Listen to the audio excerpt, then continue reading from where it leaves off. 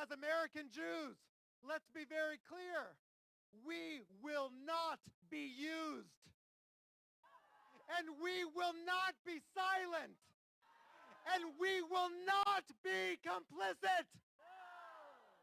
We know that Judaism is a beautiful 1,000-year-old rich tradition. And that Israel is a 76-year-old settler colonial apartheid state that is destroying millions of Palestinian lives with our tax dollars and in our name. Shame! Shame!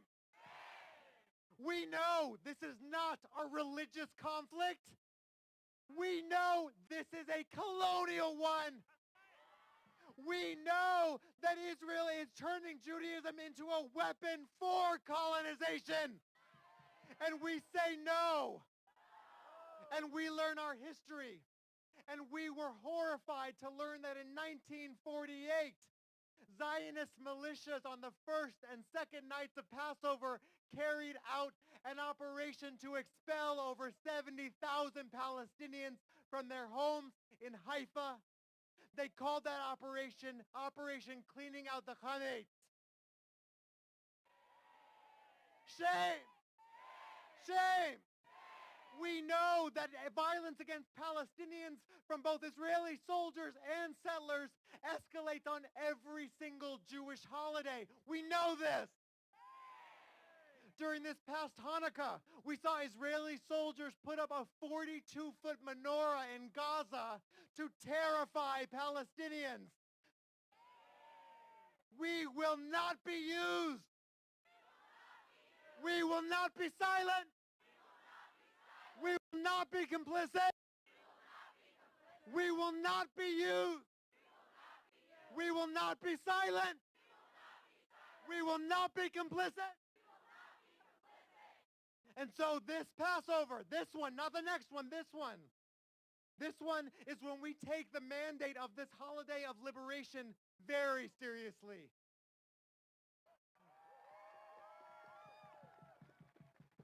This Passover now is when we reclaim our beautiful tradition from the death cult of Zionism. Not in our name. Not in our name. Not in our name. Because this Passover, we as American Jews join with millions around the world who are rising up for an immediate and permanent ceasefire and for a free Palestine and nothing less. Free Palestine! Free Palestine! Free Palestine! Because this Passover, not next, this one right here, we look Zionism squarely in the face. We cannot uproot this violence. We cannot get through this Mitzrayim, this narrow place, if we don't uproot the racist ideology that upholds and justifies all of this violence, and it has a name, Zionism. This is the Passover that we take our exodus from Zionism. Not in our name. Not in our name. Let Gaza live. Let Gaza live. Let Gaza live. Not in our name. Free Palestine. And we know that there have been Jews always rejected Zionism, just like there have been every single supremacist ideology on earth. We are so proud to come from our radical ancestors, many of whom are feminists and queer and trans people. We are proud to come from Jews who have infused our holidays with the revolutionary spirit of joint struggle and collective liberation. This year is the 55th anniversary of the first Freedom Seder, held in 1969, a year after Dr. King was assassinated.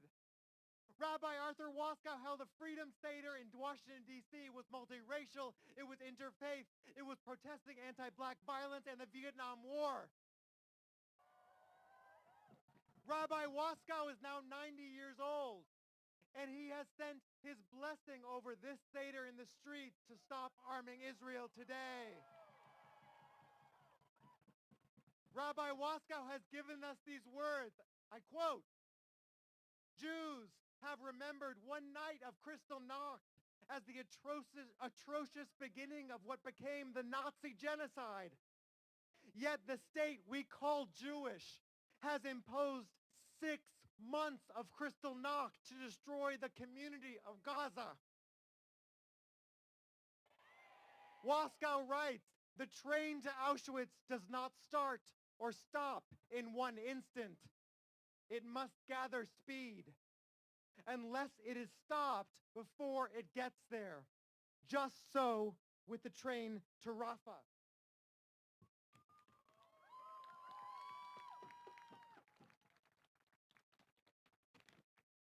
We are here to stop it. We are here to stop it. We are here to stop it. We are here to stop it. On behalf of Jewish Voice for Peace and Jews for Racial Economic Justice, and if not now, we want to welcome you here, whoever you are, however you are arriving. We in particular want to welcome our Palestinian siblings. We love you, we grieve with you, and we are honored to struggle alongside you. We know that everyone relates to Passover differently. This will not be a Seder as usual. These are not usual times. This will be a Seder where we take the story and we enact it. We let it call us to action.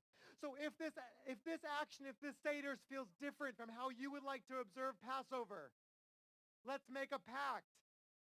Let's make a pact that we're going to prioritize the urgency of Palestinian lives and survival over everything else.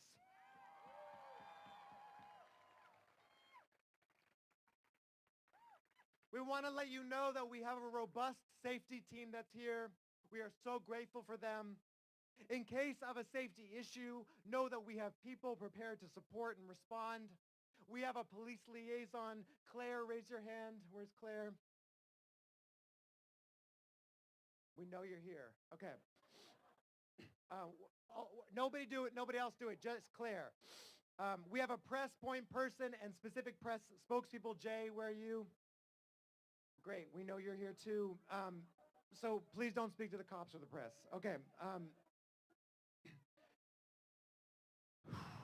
Let Gaza live! Let Gaza live! Let Gaza live! I am really honored to bring up our first speaker, my friend, our dear, dear, beloved rabbi of JVP, Jay Fredge, if not now, our rabbis for ceasefire. Please join me in giving a warm welcome for Rabbi Miriam Grossman.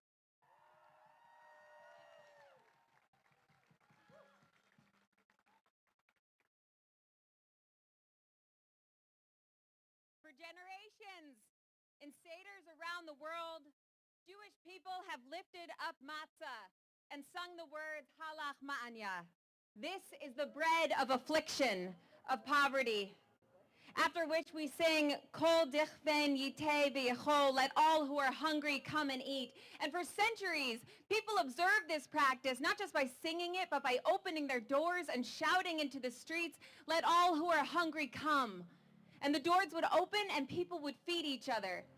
What could possibly be further from this sacred tradition than intentionally starving an entire population by purposefully cutting off food and water? What could possibly be further? It is impossible to imagine anything further from this tradition than starving people for over 6 months of every age, to the point that people are forced to make bread from animal feed, and even that is running out. Shame. Halach ma'anya comes before we tell the sacred Exodus story. So for those of us who are Jewish, to me, this means that before We can tell the story of our ancestors who ate the bread of affliction, the bread of the hungry.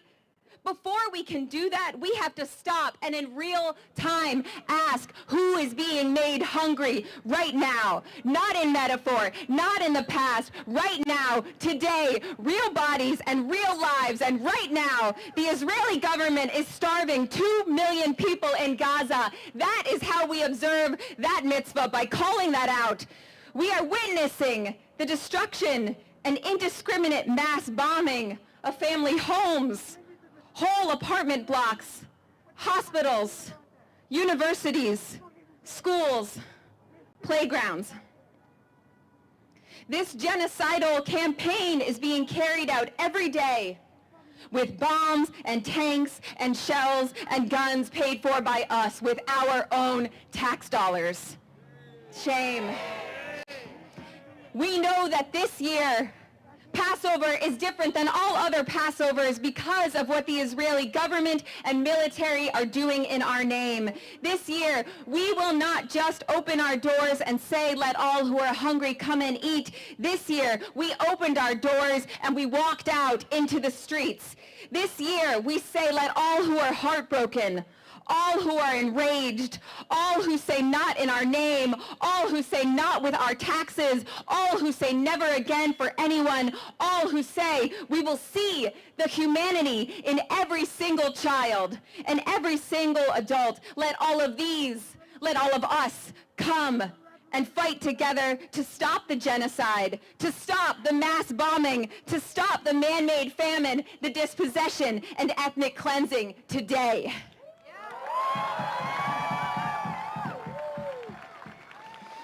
In a moment, we'll move to Kiddush, the blessing over the wine for the first cup. Kiddush means sanctification. And so we're first going to sanctify this space by praying. First, we pray for the people of Gaza. May God bless every child and adult who is facing unimaginable horror and genocide day and night.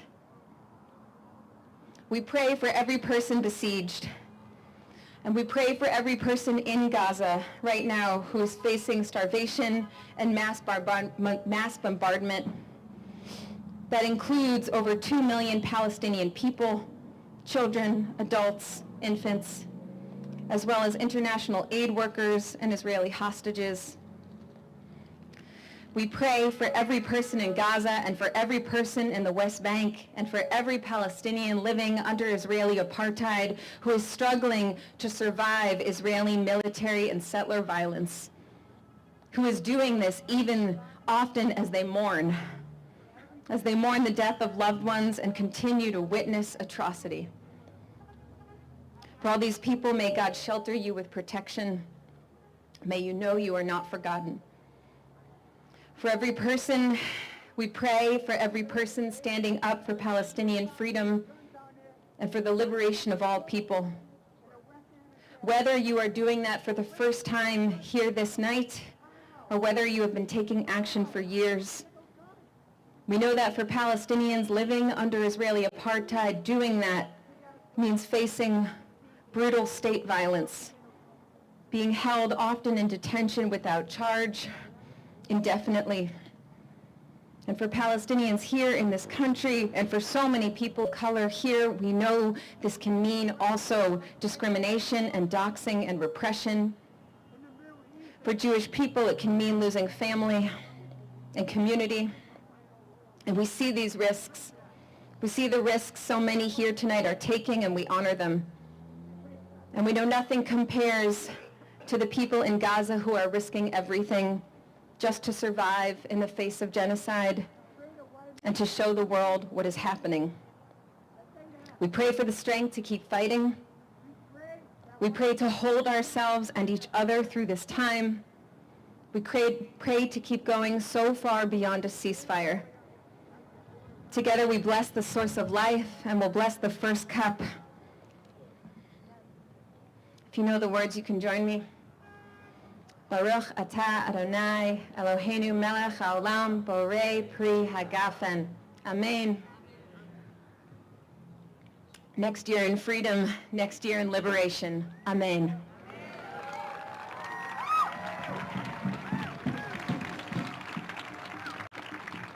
Let Gaza live! Free Palestine! Not in our name! Not on our dime! We're going to invite a few of the folks who are standing here. If anyone's comfortable and able to sit, that will be great so that more people can see this beautiful Seder plate in the middle. So we're going to invite, if folks want to sit, are able to, that will be great. If you aren't, all good. Is that the announcement? Okay. Next up to give us the blessing over the karpas, the salt water, the bitter herbs. I'm really, really honored to bring up Naomi Klein, the one and only Naomi Klein.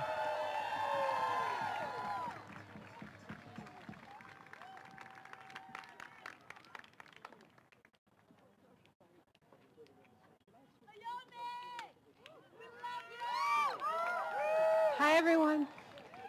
Baruch atah Adonai Eloheinu melech haolam borei pri ha'adamah.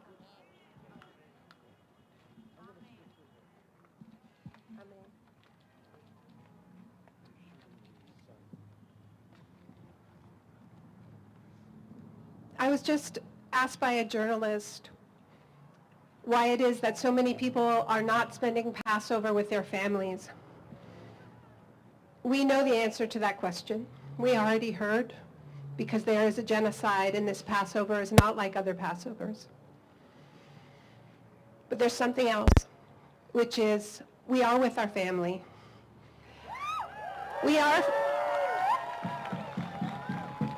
This is our movement family. And I want to thank you for being my family during these interminable months. I could never have done it without you, without all of your strength.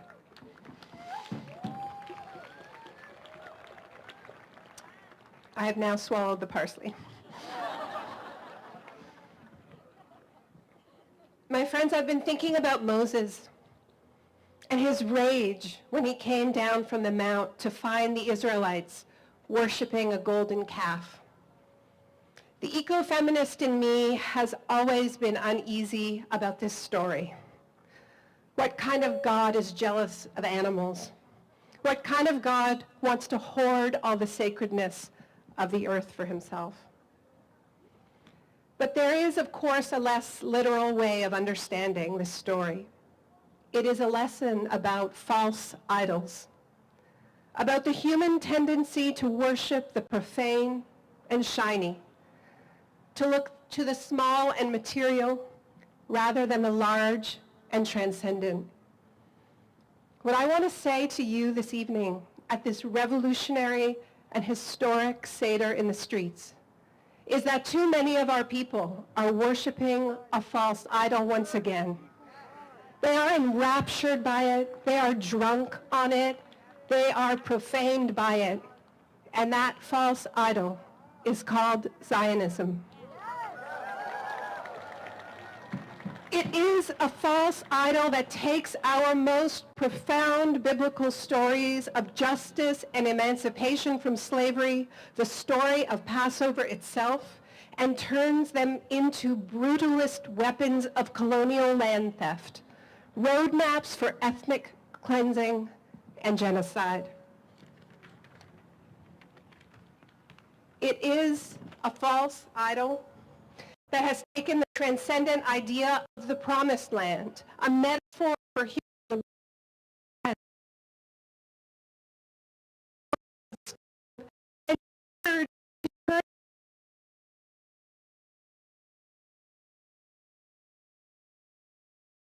Zionist version of liberation is itself profane. From the start, it required the mass expulsion of Palestinians from their homes and ancestral lands in the Nakba. From the start, it has been at war with collective dreams of liberation. At a Seder, it is worth remembering that this includes the dreams of liberation and self-determination of the Egyptian people. This false idol of Zionism has long equated Israeli safety with Egyptian dictatorship and unfreedom, and client state.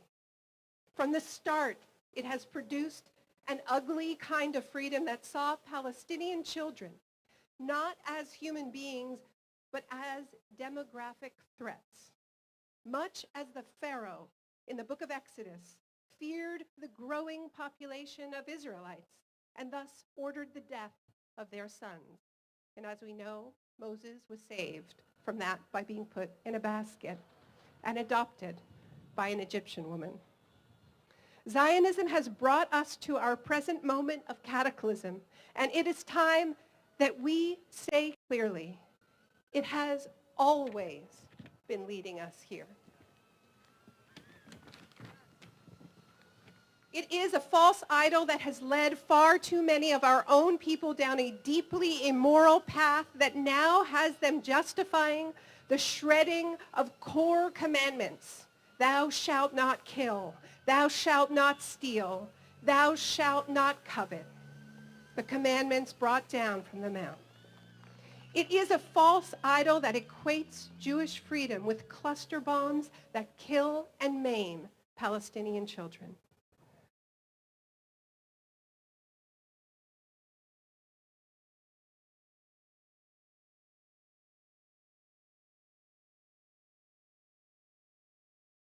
Questions asked by the youngest child.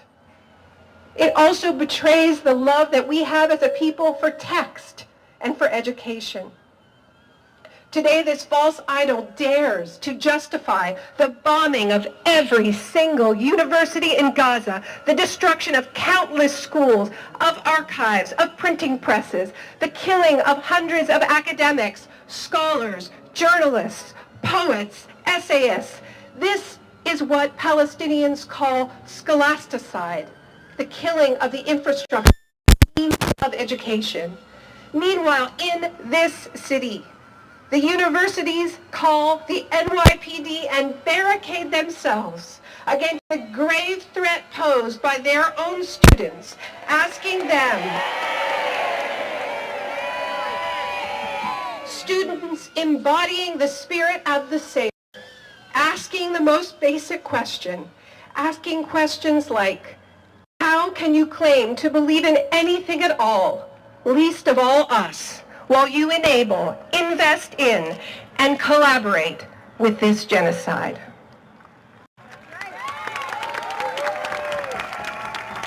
The false idol of Zionism has been allowed to grow unchecked for far too long. So tonight we say, it ends here. Our Judaism cannot be contained by an ethno-state, for our Judaism is internationalist by its very nature. Our Judaism cannot be protected by the rampaging military of that ethno-state, for all that military does is sow sorrow and reap hatred, including hatred against us as Jews.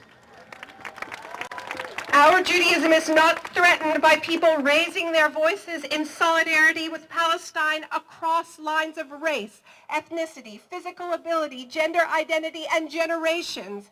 Our Judaism is one of those voices and knows that in this chorus lies both our safety and our collective liberation.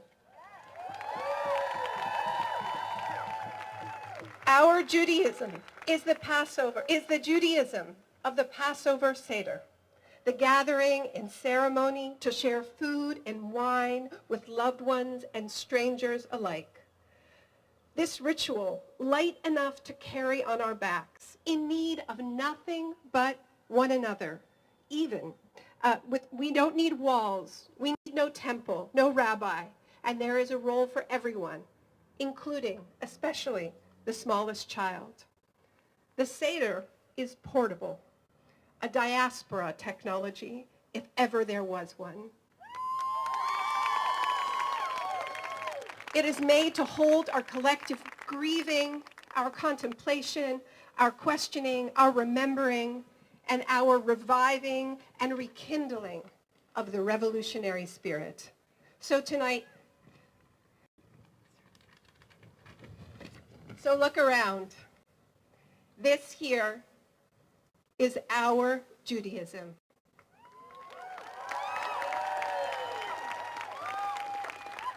As waters rise and forests burn and nothing is certain, we pray at the altar of solidarity and mutual aid, no matter the cost. We don't need or want the false idol of Zionism. We want freedom from the project that commits genocide in our name. We want freedom from the ideology that has no plan for peace except for deals with murderous theocratic petrostates next door while selling the technologies of robo-assassinations to the world. We seek to liberate Judaism from an ethno-state that wants Jews to be perennially afraid, that wants our children afraid, that wants us to believe that the world is against us so that we go running to its fortress, or at least keep sending the weapons and the donations. That is the false idol. And it's not just Netanyahu. It's the world he made and the world that made him. It's Zionism. What are we? We, in these streets for months and months, we are the Exodus from Zionism.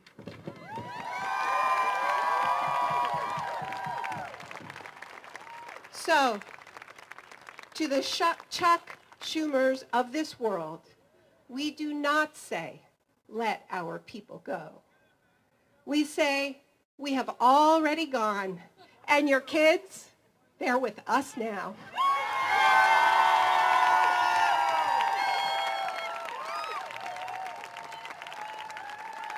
Stop arming Israel!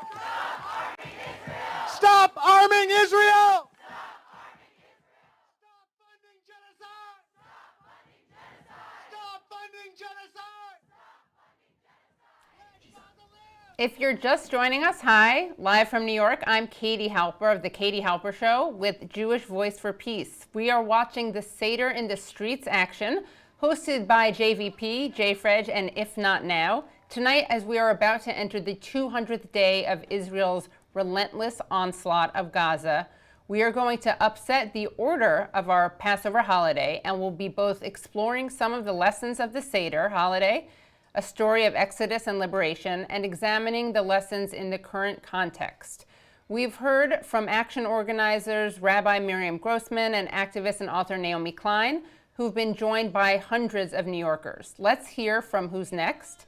Izzy Mustafa of the Adalah Justice Project.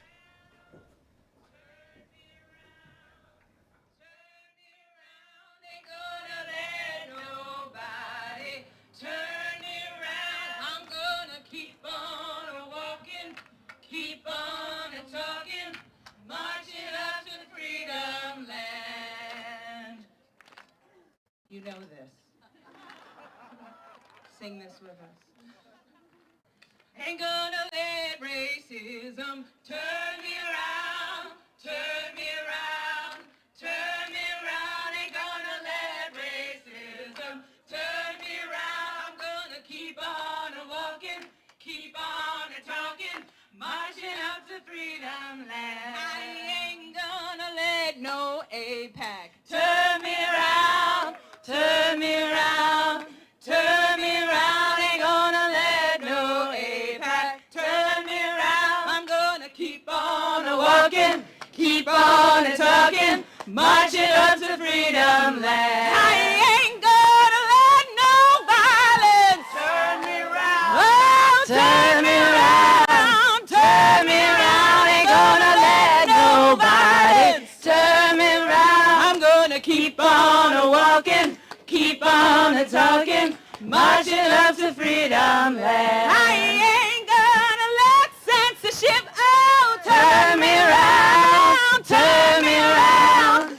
turn me around. Ain't gonna let no censorship turn me around. I'm gonna keep on walking, keep on talking, marching up to freedom land. I ain't gonna let this genocide turn me around,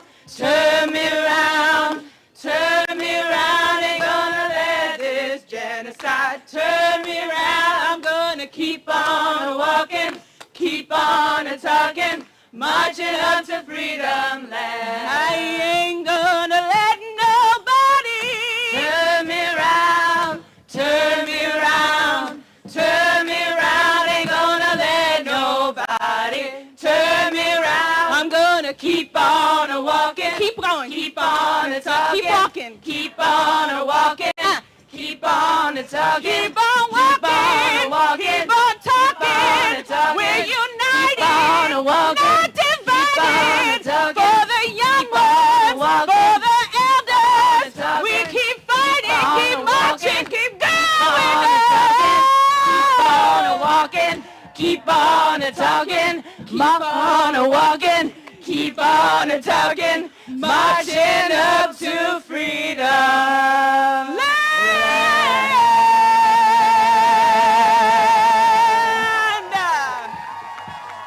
We are the Resistance Revival Chorus! Bless y'all.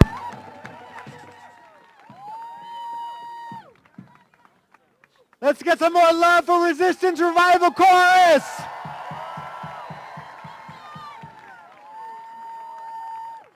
Stop arming Israel! Stop arming Israel! Stop funding genocide! Stop funding genocide! Stop arming Israel! Stop arming Israel! Not in our name! Not on our dime! Stop arming Israel! Let Gaza live! Next up, I am so honored to bring up a dear friend, beloved sibling in this struggle, who we are so honored to struggle alongside, Izzy Mustafa from the Adalah Justice Project. Please join me in giving Izzy a warm welcome.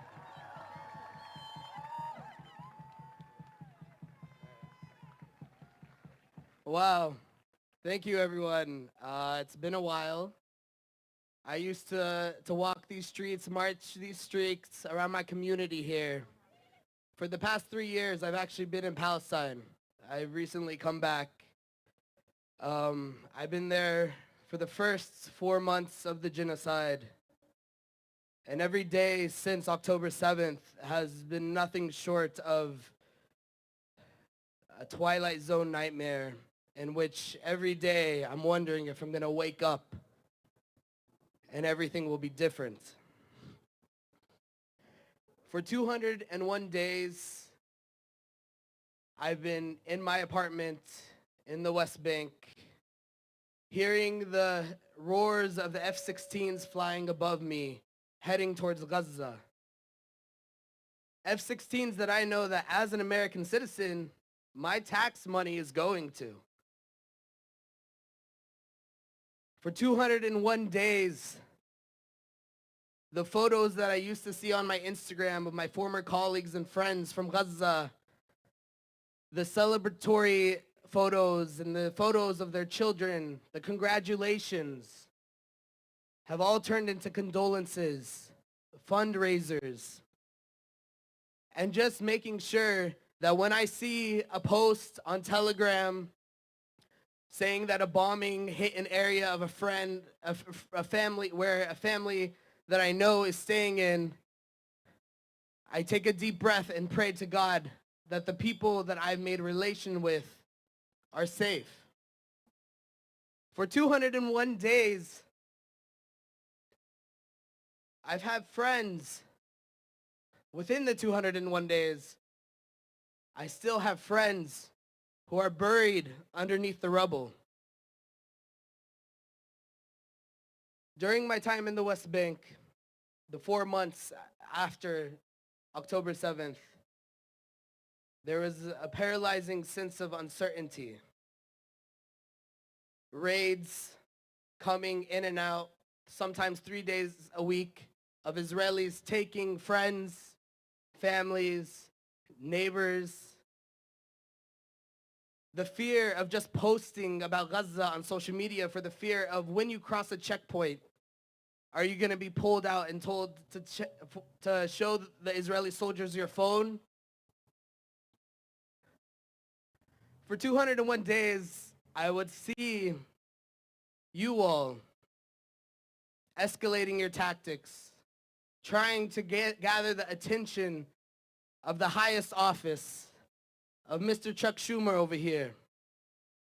Shame. I would sit there and I would wonder, what would I tell my community if I come back? And here I am in front of you all. I had things written down, but there's so much to say. And what can you say 201 days later? But I'm going to derive some inspiration from one of my dearest friends who for the first 4 months of the genocide, he went into the streets every day trying to get people to shake out of their paralysis, out of their fear. He said, yalla, yalla, yalla. We have to get to the streets. We have to do this for Gaza. We have to do this for Gaza because we know that we are also next. We have to do this for Gaza because they are us and we are them. He knew the risks. He knew the risks. Every day we would go on Telegram. Another active young Palestinian arrested for organizing.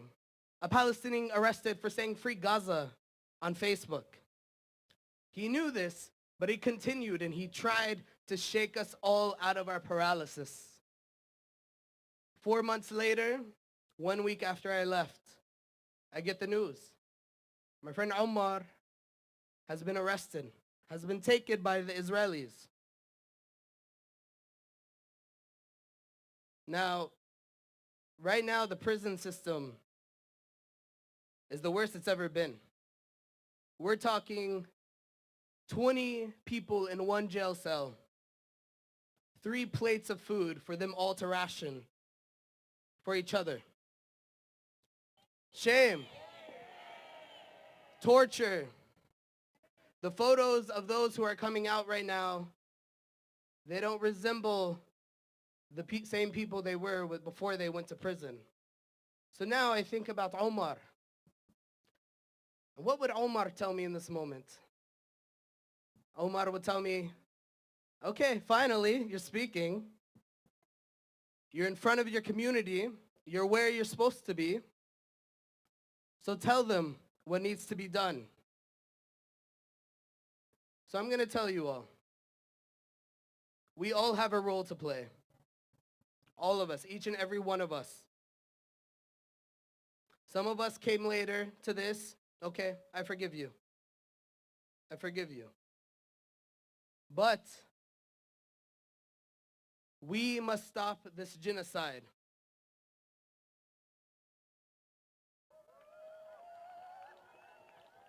We must stop the funding of weapons to Israel.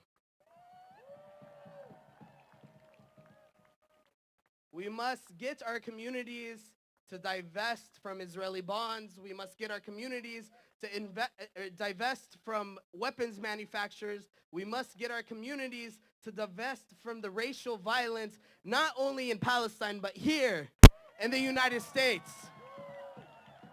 Because if you ask any Palestinian about how Palestine will get free, it'll be when the consciousness of the American people and the Westerners realize that they are encaged and that liberation must also come through here.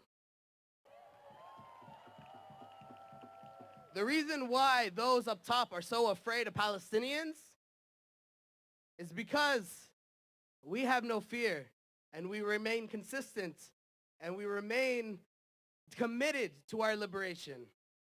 And all of our ancestors and the legacy before me and before my father and my grandfather and grandmother and everyone behind me always reminded each other of one thing. Our liberation is bound to each other, no matter where you are, right? So when we say, let Gaza live, We're also saying, let the Congo live. Let Sudan live. Let the people of Brooklyn, New York, the communities that are being gentrified here, let them live. We all have a role to play to dismantle the systems of oppression, regardless if it's patriarchy, racism, capitalism, and Zionism.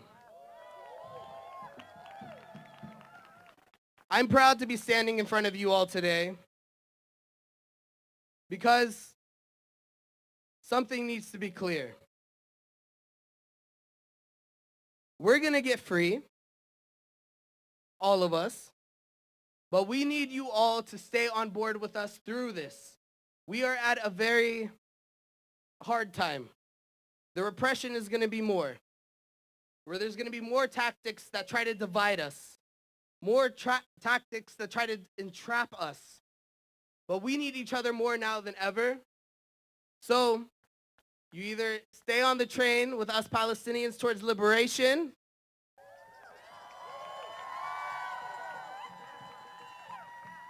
or you can't sit with us. So I'm going to close because I think, there's an incredible line of amazing speakers. But I have something to say to Chuck Schumer, to Joe Biden, to all of the haters out there listening. From every river, every single river, to every single sea, this collective times 1,000,000 will build the pathway for all of us to be free. And inshallah, there will be next year in liberation.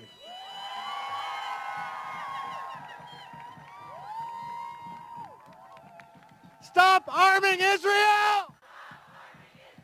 Stop arming Israel! Schumer, talk is cheap! You're sending bombs, how can you sleep? Schumer, talk is cheap! You're sending bombs, how can you sleep? Schumer, you can't hide! You're supporting genocide! Schumer, you can't hide! You are funding genocide! Schumer, you will see! Palestine will be free! Schumer, you will say! Palestine will be free! Next up, I am really honored to bring up another beloved rabbi in our community who stands for the liberation of all people, including Palestinian people. Please join me in welcoming Esther Azar. Please join me in welcoming Rabbi Esther.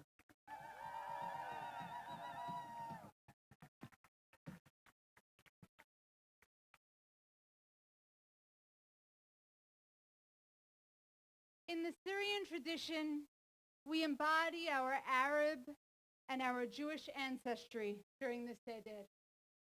Syrian Jews lived immersed in our Arab culture. We lived in community with our Muslim and Christian neighbors for hundreds of years. And this is reflected in our Seder. Normally, we break the middle matzah. But today, we stand in our brokenness, in Gaza, in the rubble, and in our fractured parts. And so the matzah here is already shattered. We are going to take all of our fractured parts and venture on a journey towards liberation, using biblical Hebrew, Arabic, and English. In Arabic, I will ask you, where are you coming from? Where does the oppression lie? Where is our Mitzrayim? Where are the narrow places? Where are we stuck in oppression? Where are we going? What is the vision of our future? I will ask you, what are the tools for liberation?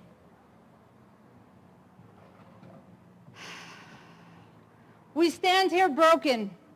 Our siblings in Gaza are dying under the weight of today's Paro, Pharaoh. We stand here today as living, breathing embodiments of Pesach.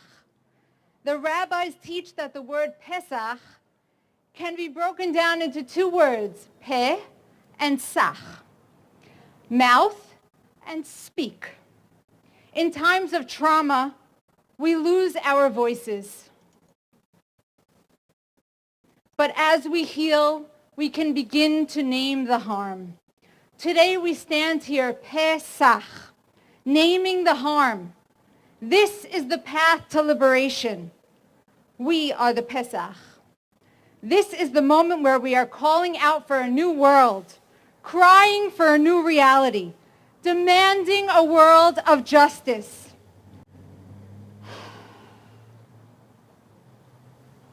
With this matzah, we break the bonds of domination, break the bonds of imperialism, break the bonds of occupation, break the bonds of genocide, and break the bonds of Zionism.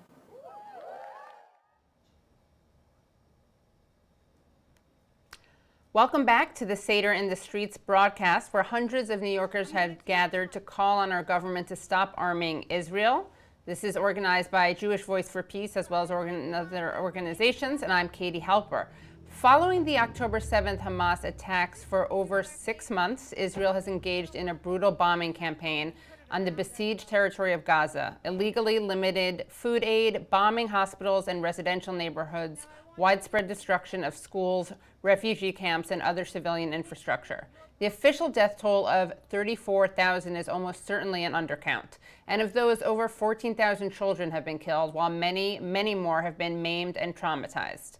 Amid this violence, Jews in the United States have not been silent. Hundreds, with Jewish Voice for Peace and organizations such as If Not Now, came out immediately to demand a ceasefire, shutting down major bridges and highways across the country, protesting across the country, and at so many Biden campaign events that the president has been forced to hide from his constituency.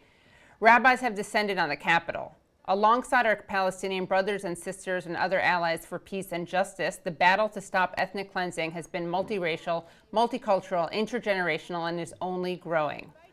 Let's see what's happening on the ground at the Seder in the Streets action. Where are you coming from? Where is the narrow places? Please call out the oppression for me. War! Genocide, Zionism, war, capitalism, prisons, sexism, white supremacy, colonialism, classism,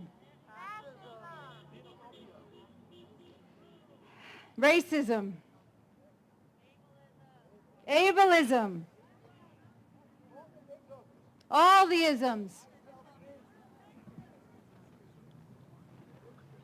Lefen Rayich, where are you going to? Call out the vision for the future that you imagine. Where are we going? What are we trying to get to? Where are we going to be? Liberation! Freedom! Solidarity! Peace! Joy! Kindness! Community. Ishuzawatak, what are we taking with us? What are the tools that are going to get us there? How are we going to liberate? Empathy, solidarity, rights. Staying in the streets. Protest. Resistance. Collective mindset. Mindset, that's good too. Collective mindset.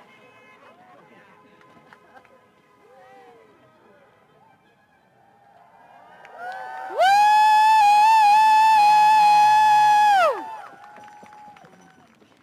And as I encircle that I'm going to invite you to do with me, because I want us to make a full circle so that we have a completion in this moment, so that every prayer that we just spoke into this moment should be so.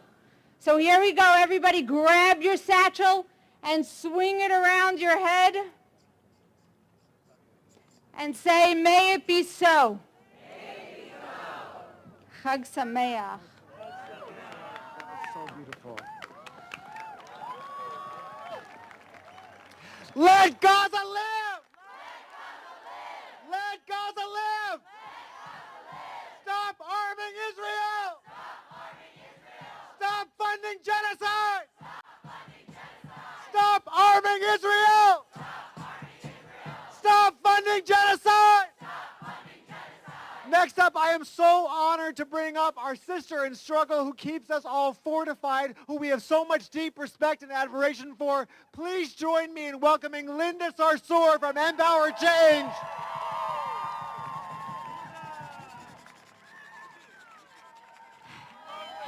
I love you. Good evening, everyone. I am so deeply honored and humbled to see you all here today.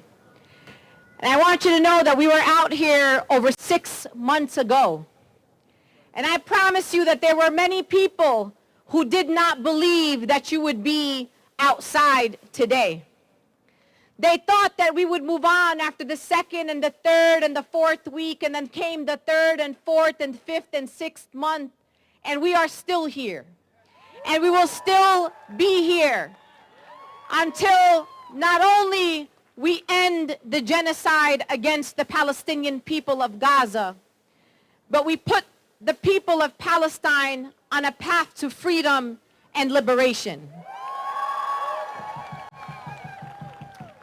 I haven't been outside as much as I usually am, because for the first time in my organizing career, I've had to learn how to organize and grieve at the same time.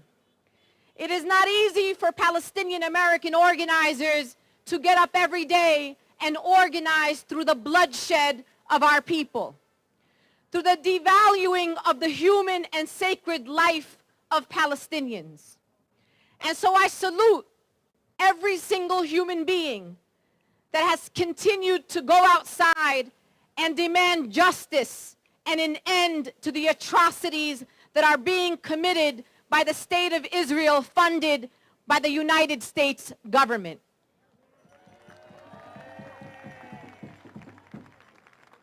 This weekend, including today, I have spent so much time with some of the most incredible human beings that you could ever meet in your lives. And they are college students on campuses across this country.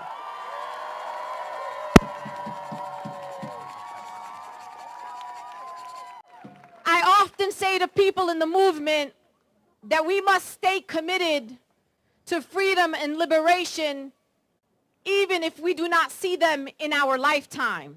Oftentimes, we may not see the fruits of our labor. But I hope that our elders, our Jewish elders who are here, people like Dadi and Raz and Esther and Sarah,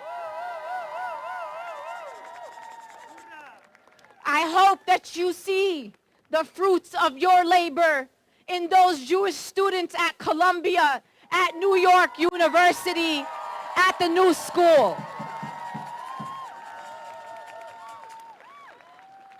You have raised a new generation, a fearless generation. One that is committed to a Judaism that is rooted in freedom for all people. A Judaism that sees the liberation of Jewish people bound up with the liberation of not only Palestinians, but people all over the world. You did good, my friends, and I hope that you sit here proud of the rebellious young anti-Zionist Jews taking risk in the long-standing tradition of fearless Jewish activists and organizers.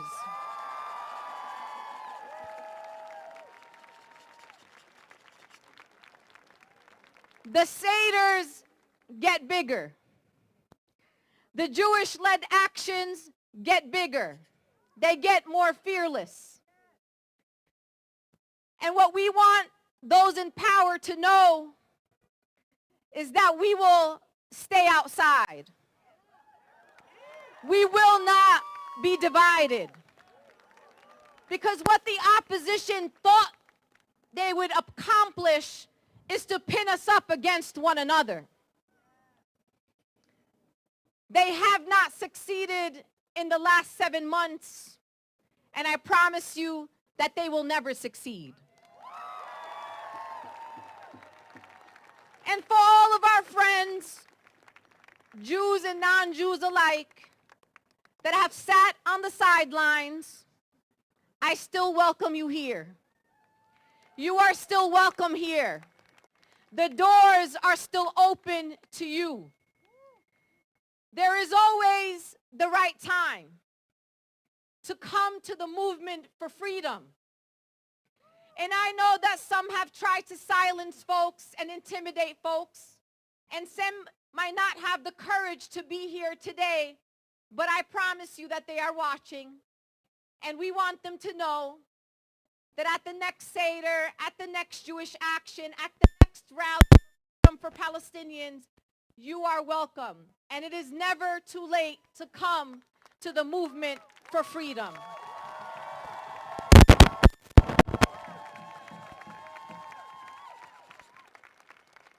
This work is not easy. The fight for justice is not easy. Because if it was, everybody would be doing it. If it was easy, we would probably have justice by now. So when it is hard, when it is dark, when it is difficult, you are in the right place. And it is in those moments of discomfort that I know that Palestine and the freedom of Palestinians is closer than it has ever been before.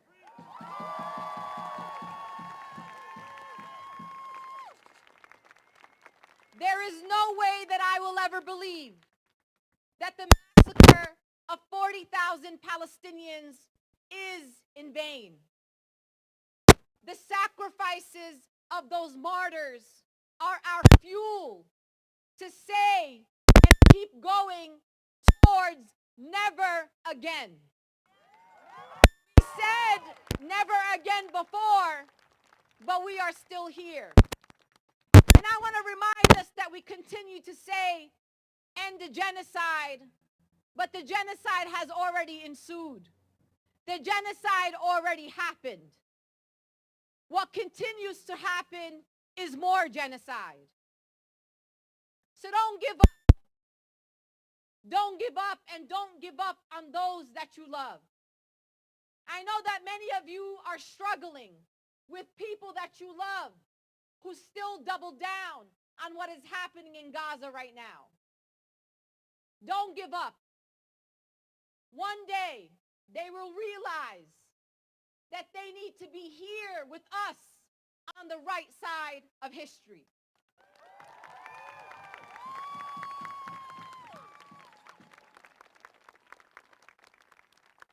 There are some in your community, and I will name one here. I look forward to the day, and it is very near if it's not already here, that people like Jonathan Greenblatt of the ADL will be in the dustbins of history.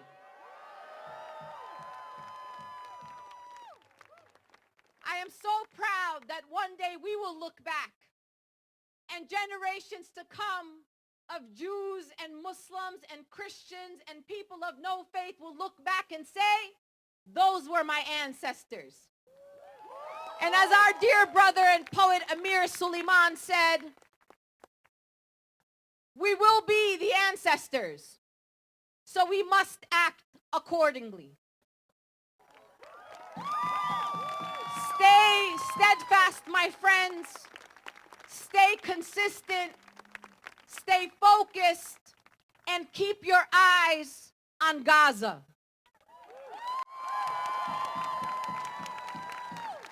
They will distract you with the headlines. They will show you political theatrics by theocratic regimes to take you away from why we are here. And it is to build a future where Palestinian children do not just survive, but they thrive.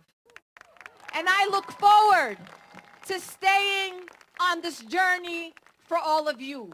I love you, I salute you, and thank you for being light in the darkness. I hope you have a beloved Passover.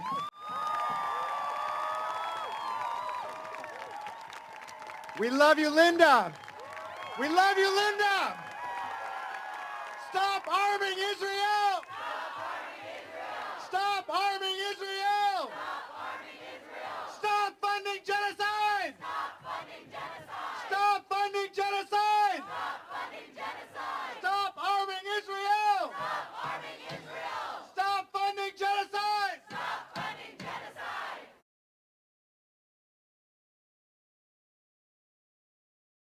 As our voice gets louder and our movement stronger, we will take the streets shouting peace, peace, peace. Wollt ihr gehabt Koje? Wollt ihr gelaufen in die Gassen? Wollt ihr geschrien Scholem? Scholem, Scholem, oh Scholem. Yada dai dai dai dai, yada dai dai dai dai, yada dai dai dai dai dai, yaba bye bye bye, yada dai dai dai dai, dai dai dai dai, yada dai dai dai dai dai, yaba bye bye bye, yada dai dai oh, yada dai dai dai, yada dai dai dai, yaba bye bye my, yaba bye bye dai dai, yaba bye bye dai dai, yada dai dai.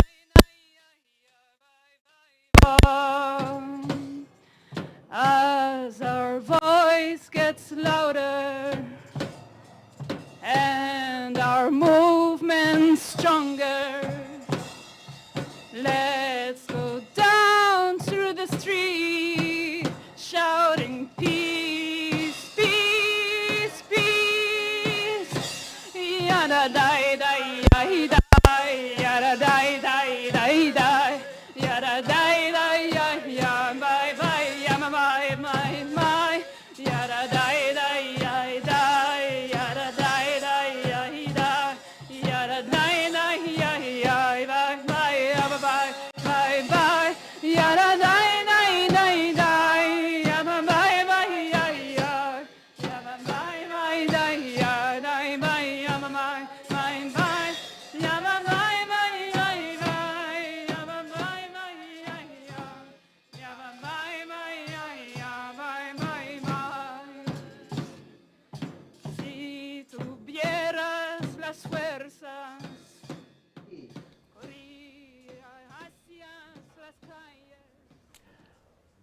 Welcome back to the Seder in the Streets broadcast. I'm Katie Halper. We've just heard from Linda Sarsour of Empower Change, one of many speakers at this historic action at Grand Army Plaza in New York. For some context, in addition to the regular $3.8 billion in military aid to Israel, the Biden administration has been approving arms sales and ferrying through additional huge military aid packages. Over $14 billion in November, another $26 billion was just approved by the House this week. Simultaneously, the U.S. government stripped funding for 1 year to the largest aid organization in Palestine, UNRWA, and vetoed multiple UN Security Council resolutions demanding an immediate ceasefire, only reducing it to an abstention, allowing it to pass late last month, and then declaring it non-binding, which is a lie. This week, the country was shook when Columbia President Baroness Shafiq asked the New York City Police Department to arrest anti-war demonstrators encamped on the Columbia University lawn. New York Police Chief Don Chell disputed Shafiq's description of the protesters as a clear and present danger, saying the police found the students peaceful and cooperative. Nonetheless, over 100 were arrested. Instead of quieting the demands, the protests have grown. Over 100, including faculty, were arrested Monday night at New York University, and the protests have spread to Yale, Harvard, the University of Michigan, and many more. These protests, virtually all with heavy Jewish presence, have been smeared as anti-Semitic. The New York Times decried virulent anti-Semitism at the Columbia protest, while protesters held a Pesach within the protest.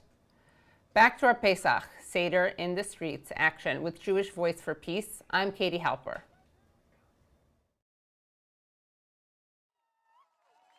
Stop arming Israel! Stop arming Israel! Stop funding genocide! Stop funding genocide! Stop arming Israel!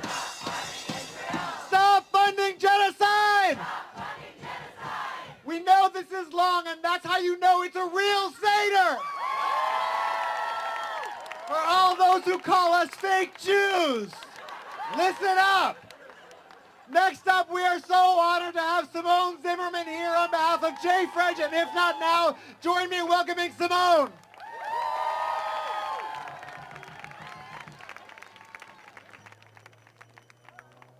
Oh my God, this is so beautiful from up here.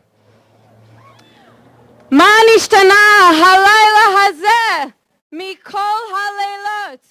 Why is this night different from all other nights? What about this night is not different from all other nights? Among the core rituals of Passover is asking questions. If you're arriving tonight with questions or ambivalence, I'm here with you. Tonight I have so many more than 4 questions, but I'm going to read them really quickly. What does it mean to celebrate a holiday about liberation in a moment in which Palestinian lives and freedom are under their most grave assault since the Nakba of 1948? What does it mean to recall the biblical exodus from Egypt as families are furiously fundraising to escape into Egypt and our tax dollars are funding those bombs they are so desperate to escape? What does it mean to hold up symbols of life and renewal when we are witnessing and complicit in so much death and destruction?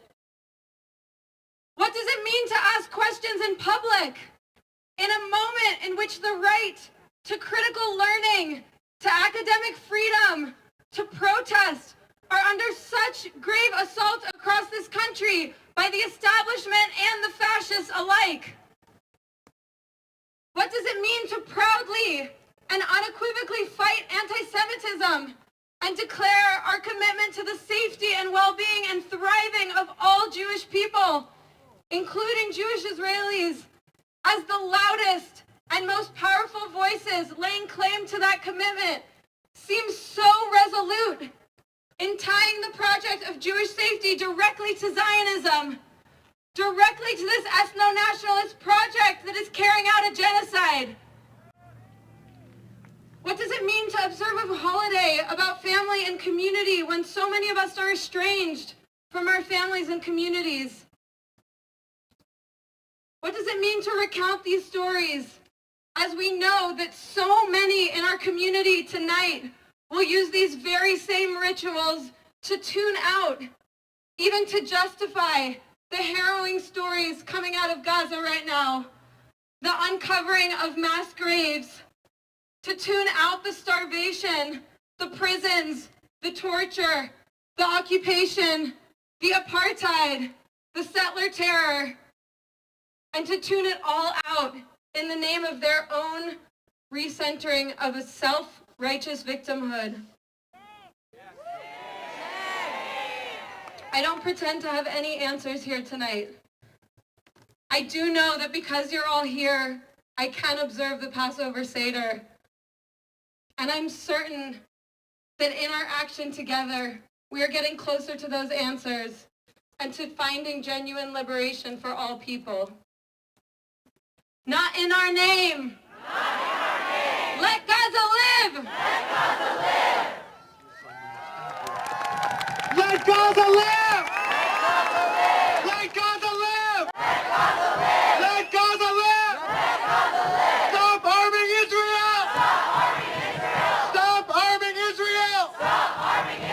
All across this city and all across this country, students are rising up and we are following them.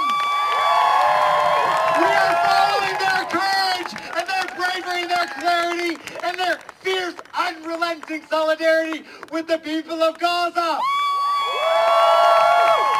We are honored right now to be joined by students from Borgwardt and Columbia. Please join us in welcoming Leah.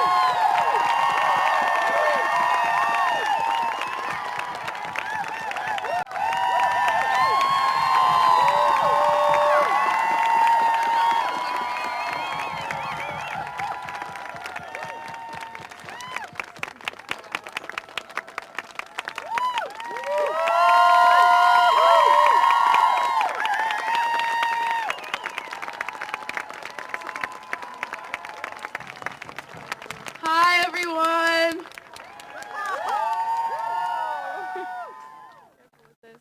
Thank you, everyone, for having us. We're all from JVP at Columbia and Barnard.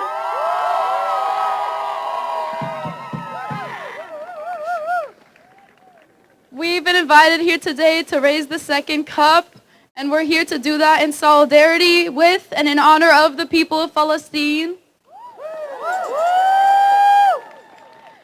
As proud members of the Jewish student movement for a free Palestine, we're focused on uplifting and centering the voices and lived experiences of those in Gaza right now, despite headlines that distract from and diminish the cause that we're all here for. The media focuses on the experiences of Jewish students and campus politics as they continue to render Palestinian lives invisible. We will not stand for this. This movement extends far beyond the militarized gates of Columbia, beyond the city of New York, to the students of Gaza whose classrooms have been burned to the ground.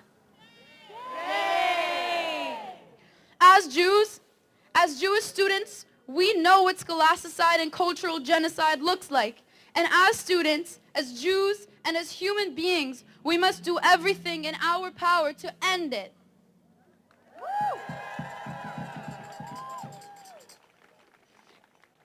It is Passover, Pesach, a holiday of learning, reading, storytelling, a holiday of liberation.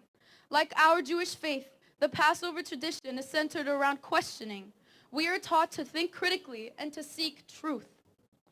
As students in the movement, we recognize that our education is a privilege and a right that has been stolen from our peers in Gaza. There are no universities left in Gaza.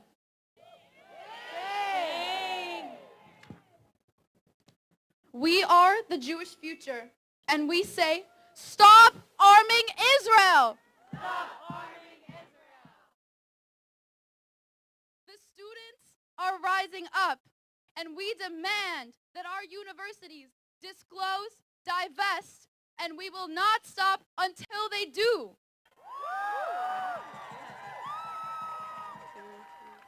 Disclose, divest, we will not stop, we will not rest. Disclose, divest, we will not stop, we will not rest. Disclose, divest, we will not stop, we will not rest. Disclose, divest, we will not stop, we will not rest. Disclose, divest, we will not stop, we will not rest. Disclose, divest, we will not stop, we will not rest. Disclose, divest, we will not stop, we will not rest. Disclose, divest, we will not stop, we will not rest. Are we gonna do this one? Woo! Do you want us to do the blessing? Okay. Are you ready? Divest. Okay. We will not rest, but we will rest to do the blessing on the wine. Okay, are you ready? Baruch atah Adonai Eloheinu melech haolam borei peri hagafen. Amen. Amen. Thank you so much. Thank you for having us. Let's hear it for these incredible organizers. We love you. We love you.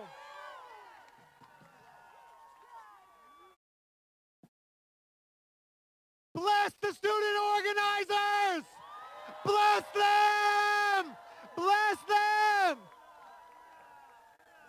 We will follow you. Stop arming Israel. Let Gaza live. Stop arming Israel. Let Gaza live. Next up, I am honored to introduce Eva Borgwardt, representing If Not Now. Please join me welcoming Eva.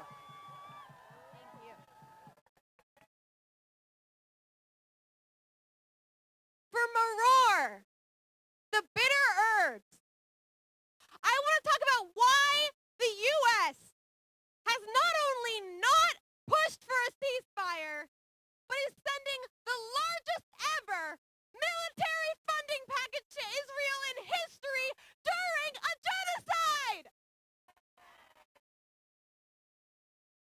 There are plenty of actors to name: weapons contractors, Christian Zionists, the same U.S. imperial foreign policy that got us into the war in Iraq. But for the bitter herbs tonight, I want to talk about AIPAC.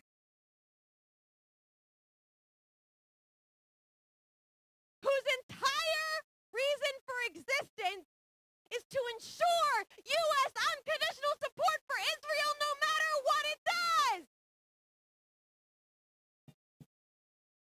The only reason that we have not already kicked them out of our politics for being a far-right, warmongering lobby funded by extremist billionaires is that they rely on the lie that unconditional funding for Israel is how to keep Jews safe. Not in our name! Not in our name! It's never been clearer that that's a lie. That money isn't about freeing the hostages. It's enabling escalation into a broader regional war, endangering Palestinians, Israelis, and millions of people across the region. This money for weapons and every vote for it is not about anything but slaughter. And a historic number of politicians are seeing that. A historic number are saying we cannot send this money anymore. This is the beginning of the end for U.S. unconditional support for Israel, and AIPAC can't stand it.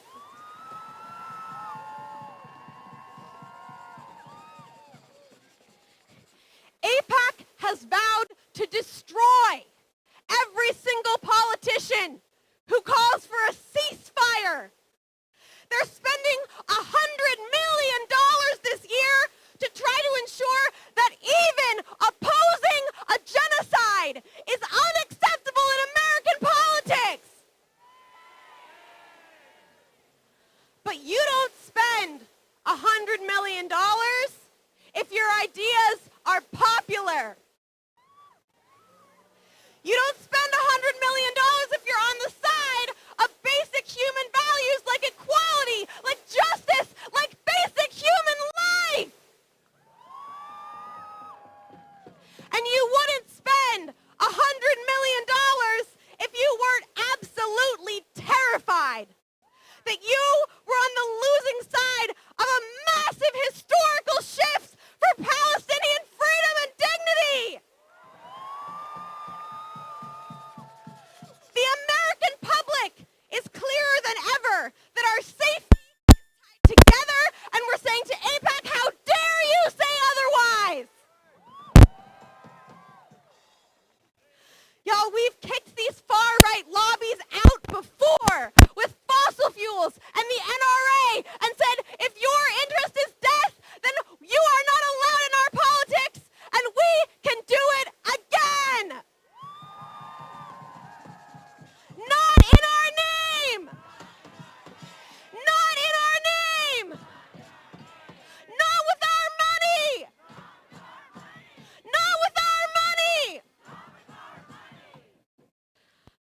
to say the blessing? Oh, yeah, thanks. And think about AIPAC with this mouthful of horseradish. Baruch atah Adonai, Eloheinu melech haolam, asher kitshanu b'mitzvotav, v'tzivanu al achilat maror. AIPAC has got to go! AIPAC has got to go!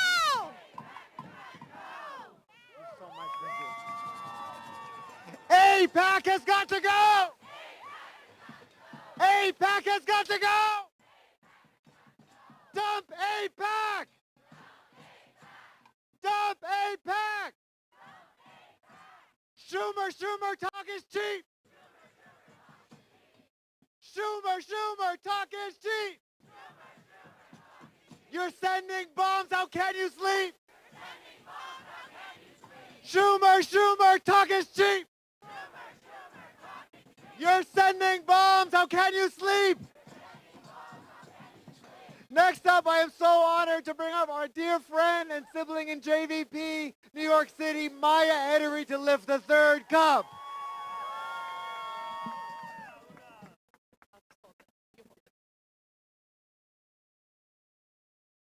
Good evening, everyone. My name is Maya Edery, and I'm here from the JVP Mizrahi Caucus. Yeah!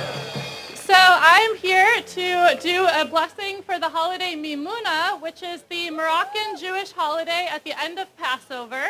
My family was in Morocco for thousands of years, celebrating Mimuna side by side with their Muslim neighbors. They would take the flour and all the foods we don't. Welcome back to the Seder in the Streets broadcast. I'm Katie Halper, and I'm very excited to be here speaking to Fouad Dakwar, who is a musical theater composer, writer, and comedian, and he's the creator of a great show called Fouad of Nazareth. So welcome. Thank you, Katie. Thank you for having me. Of course. Maybe you forgot to mention I'm Palestinian. Oh, well, I didn't want to reduce you. Right. You're I'll let so much you more reduce than me. Yes, please. I wanted to invite you to reduce yourself. Yeah. I'm the token of the night. You pulled me off the street. I've never met him before. I was just looking for a Palestinian, saw him in Kafia, dragged him in, and then found out he's actually Jewish and an ally. No, you are a Palestinian, indeed a Palestinian. I did see your show. Tell us what it's like for you these days. I mean, seeing all these protests, these encampments, where have you been going to? What protests have you been going to? How have them been making you feel? Yeah. I mean, I grew up in Morningside Heights, right by Columbia University. So I've been actually dropping by maybe 3 times a day outside the encampment. I guess they would call me, mainstream media would call me one of the outside agitators that are coming by. No, but it's been really promising to see a movement that is well organized, that the organizers are saying, let's not distract from the issue at hand, which is genocide in Gaza. Right. And that's promising to see that there is support for that. As much as all the noise around it will try to distract from that. I think the distraction tactics are becoming more obvious than ever. Right. I mean, it's so funny. You hear people say how it's not a safe space for Jewish students. Like, well, if it's not safe, why were they celebrating Shabbat, having a Shabbat dinner? Right. Why are they having Seders? Are they self-loathing? Well, we do get that a lot, self-loathing Jews like me. If you believe in Palestinian rights, you obviously hate yourself. Yeah. It's the ADL's playbook, right? Yeah. You see Jonathan Greenblatt now saying that, first of all, the students should be arrested, I think, by the National Guard is his new line. But we saw earlier this year that the ADL was marking Jewish-led protests, like tonight's Seder in the Streets, as anti-Semitic events. Right. So it completely delegitimizes the term, too, because real anti-Semitism is around. So it totally trivializes actual anti-Semitism. Exactly. Yeah, I agree, Which isn't happening on the encampments as far as I've seen. And the organizers have made statements condemning any, anything that's happened. Yeah, and you've also seen tweets. I mean, people are, obviously, they're going to be agent provocateurs who are not with the allies and Students for Justice in Palestine or Jewish Voice for Peace. So that's also something we have to, of course, be vigilant against. And speaking of the ADL, actually, Jonathan Greenblatt said we have analysts in their groups. So we know that they have infiltrators Yeah. Absolutely. It sounds like we're on a conspiracy theory show, but we're just stating the truth, yeah. But what is it like today being Palestinian American? Is it different from what it was like before? Do you feel like there's more awareness, there's more criticism of Israel than there used to be? Oh, I mean, absolutely. The numbers show that. I think I like to describe it as like a twilight zone where, 5-6 years ago even, people weren't as outspoken. There are people that were actively Zionist that are now posting about Gaza. And that's a really promising thing. The petty side of me is like, wait, you're talking about it now too? Yeah. Come on. No, but you're like, I'm an OG. I'm an OG critic of Israel. Yeah, welcome to the club. You got to you steal that too? Yeah, The land and exactly. now the movement? Right. No, I'm totally kidding. They're colonizing your politics. Yeah, exactly. Yeah. I mean, I'm used to it by now. But the main point is, it's been really exciting to see the movement growing. The numbers show, again, that we are changing in the right direction, especially among young people. Yeah. Which is exciting. And tell us about your show and how it tackles these issues. Yeah, actually, I think I should pitch right now. That's the best thing to do. No, I'm writing a show that is based on my experience, right, as a Palestinian Christian at that, and also a citizen of Israel. So I sort of break all the boundaries, but it uses dark comedy and rock music to bring the Palestinian narrative, one version of it, to the theater. And it's one of the top 5 Palestinian rock narrative shows I've ever seen. Right, and I'm the other 4 are also you are mine. the other 4, yeah. Well, we will be back with more commentary and more interviews. And Fouad, I just want to thank you so much for joining. And let's go back to the Seder in the Streets protests with Jewish Voice for Peace.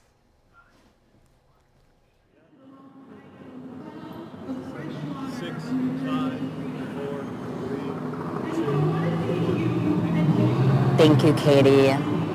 My name is Ashel. I'm here with Jewish Voice for Peace. Thank you, Katie. Thank you so much. We are here at Grand Army Plaza. My name is Ashel Firestone. I'm part of Jewish Voice for Peace. And we are here watching the full rally unfold, marking a point of Passover where we do not stand and we do not allow for genocide to be how we celebrate Passover. We demand liberation for Palestinians, and we demand that Senator Chuck Schumer does not fund any more U.S. military funding to Israel. So I am here with Tavi Gevinson, who is an actor and a writer, and I want to ask Tavi a little bit about what she's seen here at the rally. Tavi, why did you come here today? I came here because I've been a member of JVP for years, and Chuck Schumer is one of my elected officials, and he scolds Netanyahu. He talks about disapproving of this military bombardment, but then he votes to send billions more of my tax dollars to bomb and starve thousands more, millions more facing starvation.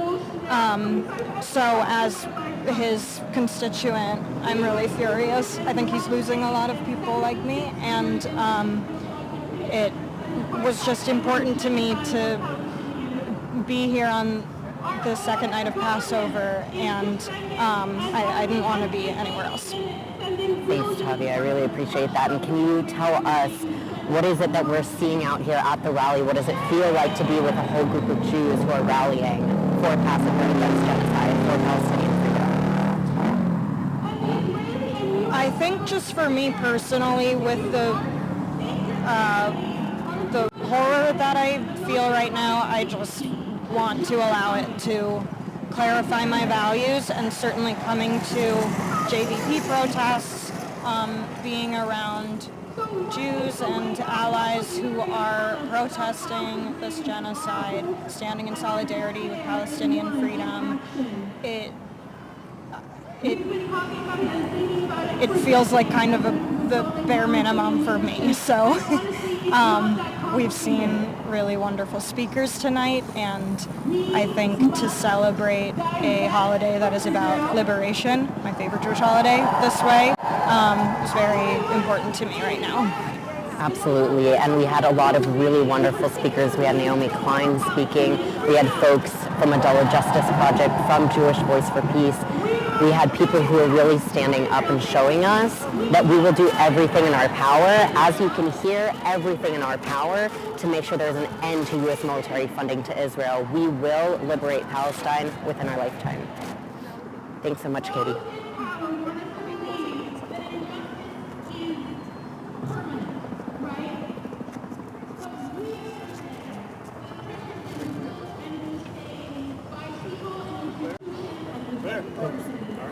Good? Great. Thank you so much. Thank you. Are you going to do Nan? Unless you want to.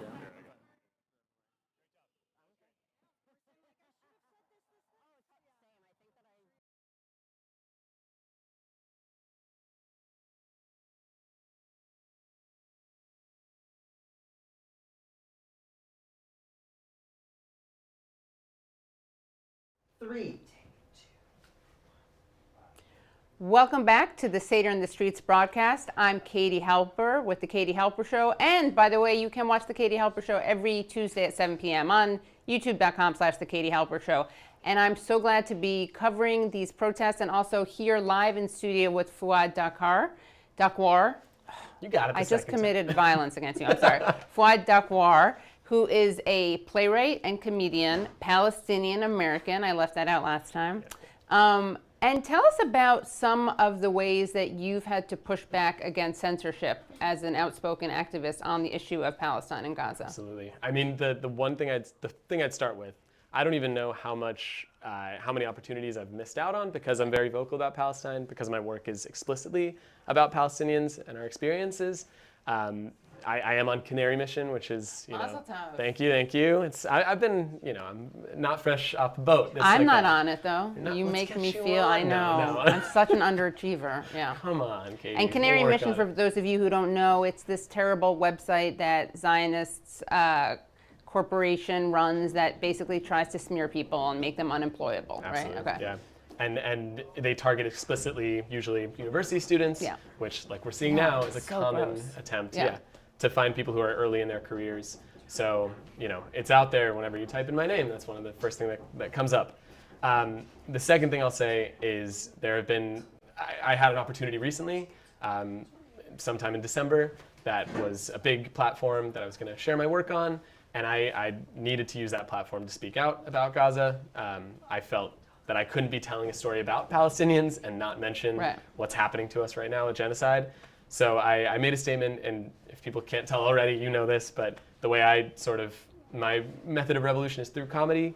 It lets me get away with a lot more of what I want to say, and also connects with people in a different way and breaks down barriers.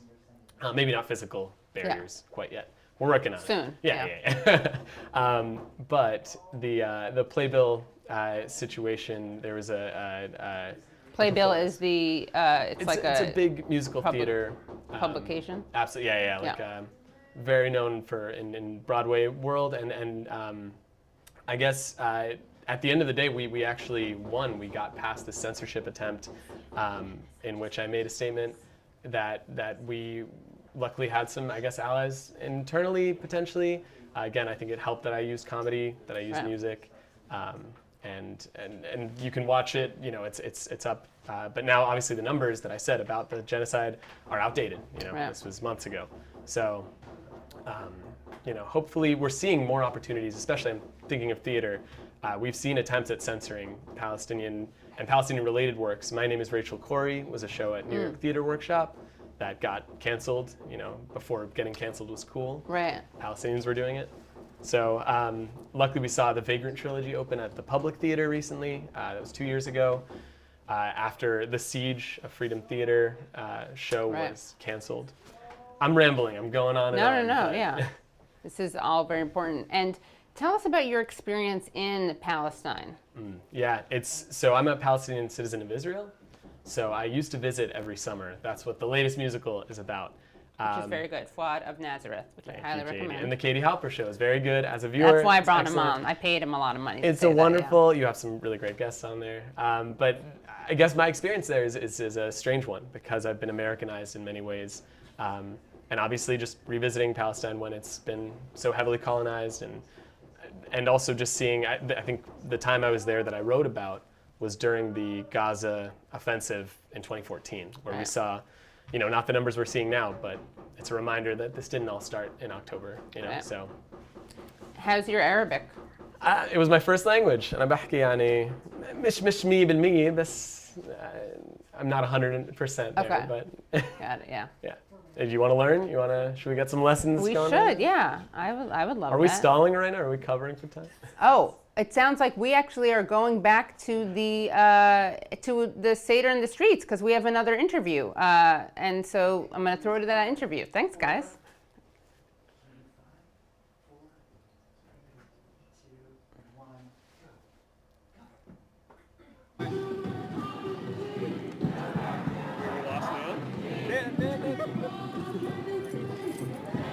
I want to go.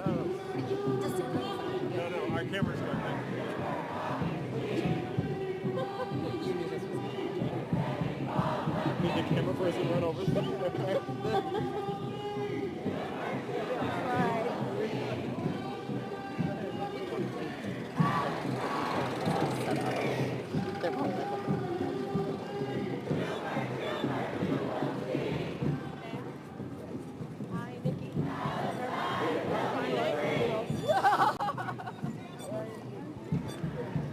I'm sorry. No, it's okay.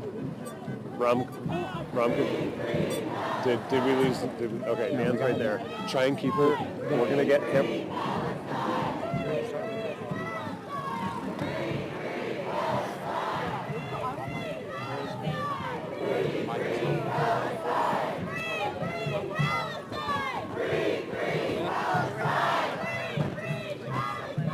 Can you stick with me?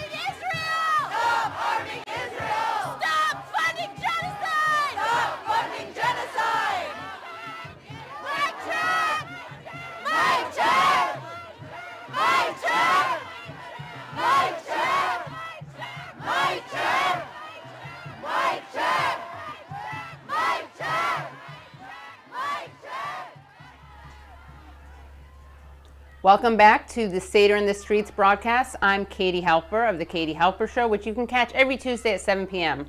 on youtube.com/The Katie Halper Show. And what is happening right now is that hundreds of Jews are at Grand Army Plaza in Brooklyn. They are blocking traffic. There are arrests, and this is a protest. And we will be bringing you more coverage of this protest. But right now there's civil disobedience, there's arrests, and we're going to be talking to some of those protesters, some of the people who are getting arrested. Hopefully we'll be able to report back what they're experiencing. And we also are going to be bringing you more interviews with special guests, Susan Sarandon, Abby Martin, Michael Moore. But again, if you're just joining us, this is the Seder in the Streets broadcast, and that accompanies the big action where Jewish activists and allies are protesting the genocidal assault on Gaza. They're getting arrested, they're blocking traffic. They held a Seder, and they are reclaiming Passover and presenting it in a way that is very appropriate for what we are experiencing right now or witnessing right now, because of course Passover is a celebration of liberation, and we cannot be free while other people are not free. And that is why Passover is such a perfect holiday for what we're seeing right now. Jews out there are saying not in our name. They're saying never again is now. They're saying that you cannot commit these crimes against Palestinians in the names of Jews. And as I've said many times, and I know a lot of other Jews feel this way, Israel does not make us safer. Israel puts us at risk. It doesn't make me feel safe seeing Israel commit heinous crimes against humanity with the Israeli flag, claiming that they're acting in the name of Jews. That's why I think it's so important for organizations like Jewish Voice for Peace to be out there saying that this does not represent us. And, you know, a big irony is that the claim that anti-Zionism is anti-Semitism is actually anti-Semitic in itself, because it conflates being Jewish with being a supporter of the state of Israel. And that, of course, is the dual loyalty trope, which is an anti-Semitic trope that we fight against. But you have places, governments like the Israeli government, you have places like AIPAC, you have the ADL, which are claiming that being Jewish means supporting the state of Israel. They're fine perpetuating this anti-Semitism because they are not about Jewish safety, they are about a political project which oppresses other people.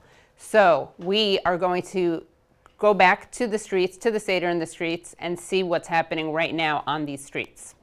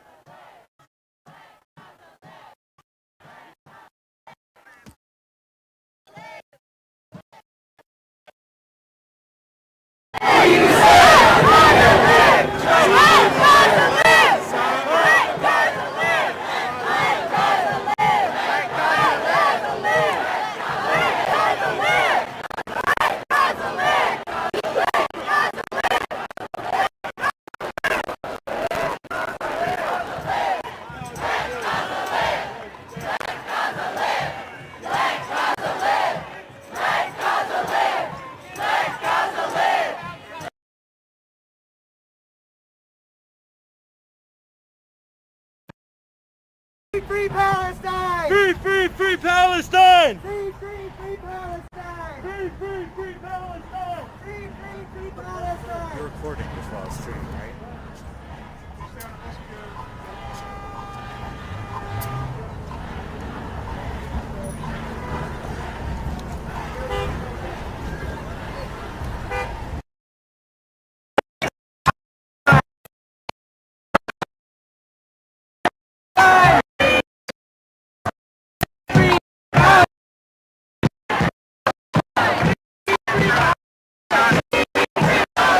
Free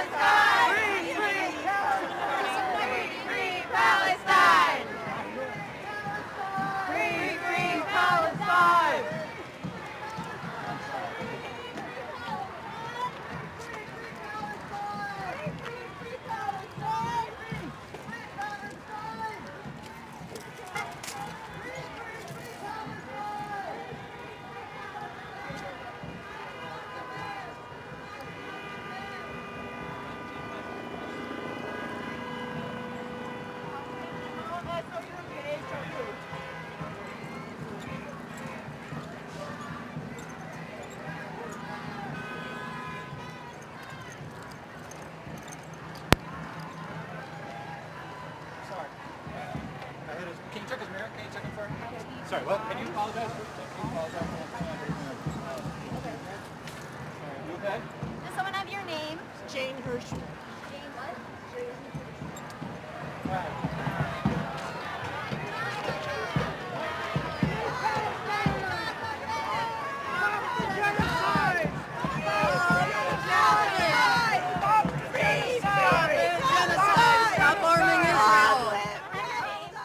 Read.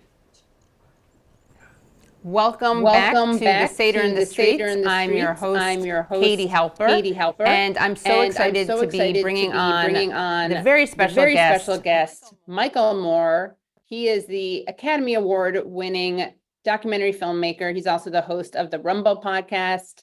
Michael, thank you so much for joining. Thank you, Katie, for having me on, and thank you for all the good work you do. And thank you for giving me the harshest laugh I've had this year so far with what you and your partner there put together, a remix. It's of Nothing's Gonna Stop Us Now, the genocide remix. Yes. You know, during a time like this, well, you know, it's the kind of laughter of, if you don't laugh, you're going to cry, because of the utter sad truth of it all. But it's exactly at moments like this that we need people like you, because I do think that humor, satire, is a way to keep the engine of our hearts going. So thank you for that. Thanks. And that was a cover of the song Nothing's Gonna Stop Us Now that was covered by Bibi Netanyahu and Joseph Biden. It was a duet that Daniel It was a beautiful duet. It was an ironclad duet. Yeah. And it was just, if people listening or watching us have not seen it, will your producer put up a link or something so people we can. Yeah, sure. We'll throw it. Yeah. Incredible. Nothing since Tony, Orlando, and Dawn has measured up to this. So thank you. And I did not bring Michael on to talk about this, just so you know. No, Michael, thanks so much. It's been great talking to you. See you next time. Just kidding. But thank you. That's so nice to hear from you. Wanted to ask you about your first time, because you've actually been to Palestine and Israel. Can you tell us about that and what your thoughts were when you made that visit? The first time I was to Israel, Palestine, and Gaza was in, I think, 1984, 1985, a long time ago. And it, I had already been, I had my own newspaper in Flint, Michigan, the Flint Voice. I'd been around the world. I'd been to the third world a lot. I'd seen a lot. I'd never seen anything like this, and especially Gaza. And you know how it is sometimes in your life, maybe, when you've seen something that you literally now cannot unsee. And the images and what I experienced there back there in the early to mid 1980s, the images are still in my head. I honestly, I couldn't believe it. And then the next time I went was about a month into the first Intifada. So this would have been early, early 1988, when it was kids with stones being fired upon by Israeli soldiers with either bullets or a lot of rubber bullets. I mean, a rubber bullet just went right, it kind of grazed right past my nose. And I was, wow, I am being shot at by the Israeli army. And I had to process that for a minute and then get myself into a doorstop, the rectangle thing that holds the door, but the door's back there. So I'm trying to stand back so I don't get hit by one of these bullets. And let's just say I mostly fit into the doorstop. But it was, it was pretty crazy. And, but I was so affected by it that I immediately wrote about it. I'd taken a lot of pictures. This is before Roger Me came out, my first film in '89. So this is before that. I'm just living in Flint. Wow. I'm living in southeastern Michigan, the largest population of Arab Americans, Muslim Americans, and in a city like Flint, that not a large city, maybe at that time 150,000 people, but with 4 synagogues. Wow. It's a large Jewish population in Flint, mostly because the auto workers and the Auto Workers Union, which was founded in Flint with the sit-down strike against General Motors in the 1930s, a large number of Jewish Americans from Brooklyn in the early 30s decided to come to Flint and Detroit to help the auto workers form a union. They were all communists, and they trained people like, my grandfather, my uncle, all of how eventually they were going to take over the factories with a big sit-down strike.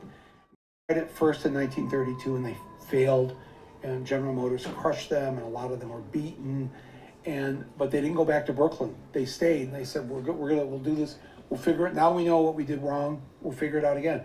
And 4 years later, essentially on New Year's Eve, they decided to catch General Motors by surprise. And they organized all the people, there are thousands, including my family members, and they succeeded. And they took over the factories. They locked the doors. They wouldn't let GM back in. GM turned off the heat. It's the winter time, no heat, no water, no food, 44 days.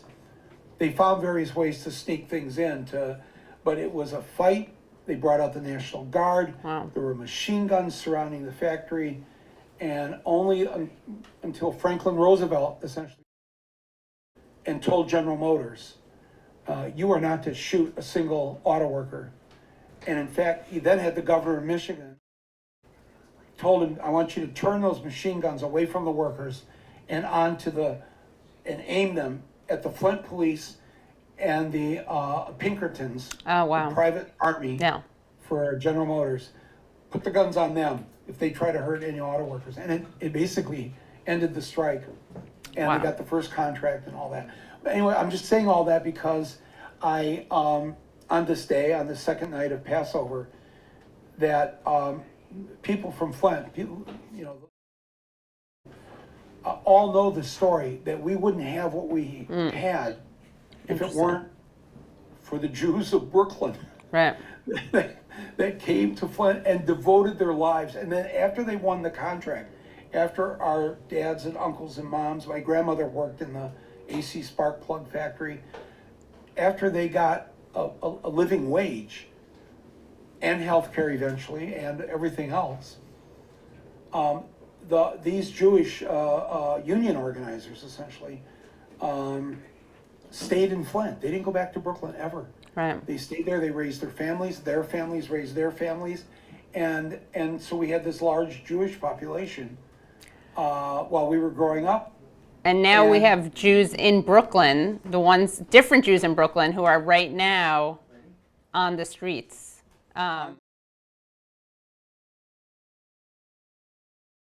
Who have been arrested at universities, and you have people actually saying that they need to call in the National Guard. Yeah, well, I'll tell you, this is so out of control what the police are doing, and not just there. I just got my sister from California just sent me some pictures from Cal State Humboldt, which is way up in Northern California where nobody watching this will ever go. But like the students there, it's happening all over the country. And right away now, I guess everybody got the memo. Send in the police. Yeah. Arrest the students. Oh, no, wait, what law are they breaking? They're students here. This is where they live. It's their home. Oh, suspend them so they're not students anymore. And then 5 minutes later, arrest them for trespassing. Right. They're all doing this all over the country. And I only can hope, and this is what is so great about the current generation, because what they're doing, they have messed with the wrong generation, and this is going to just build next week, and they're all, and they, and I say I'm not trying to take credit as a parent of this one person of this younger generation, but I do think that a lot of us raised our kids right to stand up for what they believe in, to love all people, no bigotry, no anti-Semitism, no misogyny, no homophobia. These kids now are really in the second generation of kids being raised this way, Right. to where they wouldn't really, most of them wouldn't know how to be homophobic or anti-Semitic because it's just not in their soul, it's not in their being. And the fact that they're anti-Semitic, and so many of the Jewish students are participating of course, in these protests, that, and it's kind of like, my daughter, she said to me, but the Palestinians are Semites. Right, that's true too, yeah. Yeah. So what is being anti-Semitic? I said, yeah, well, that's a good question. I guess you can still be against Jeffrey Epstein. Yes, I think that's safe. Yes, he Will is. I be called Yeah. anti-Semite? No, And then I somebody share would you. say Then me I'm against- a self-loathing Jew, if that's true, because I also oppose Jeffrey Epstein. Hot take. You heard it here first. Well, Michael, we have to go back to. No, it's okay. Wanted to wish you a happy birthday. Oh, thank you. Happy birthday. And we have to go back to the protest, but any final words that you have to say about Palestine, about the protests on the streets, about what we're seeing right now? Well, again, having been there very early on, I've lived with this and carried this with me my whole life, the whole adult life, of seeing the treatment of people and there. And I beg everybody, regardless, Jewish, Palestinian, Christian, atheist, whatever you are, we are human beings. And we have to, this is madness, absolute madness. And it's not just yet Netanyahu. I'm tired of keeping saying Netanyahu because I'm trying to be protective of, you can't blame a whole people for this, but this is literally madness now. Yeah.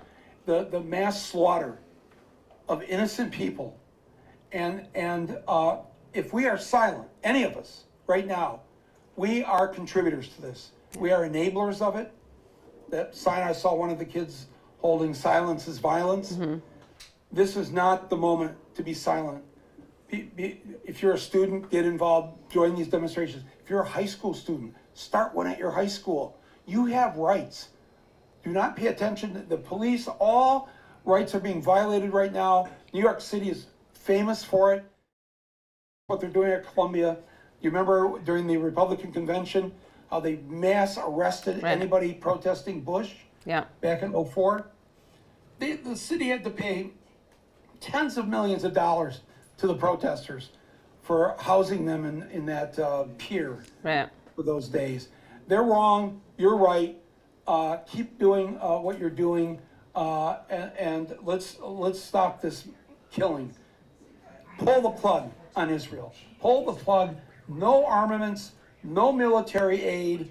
Do what Jose Andres did starting on October 7th. If you want to do something like what he did for Israel, 1.7 million meals he provided to Israelis who had lost their homes around Gaza, who were now exiting from near Lebanon.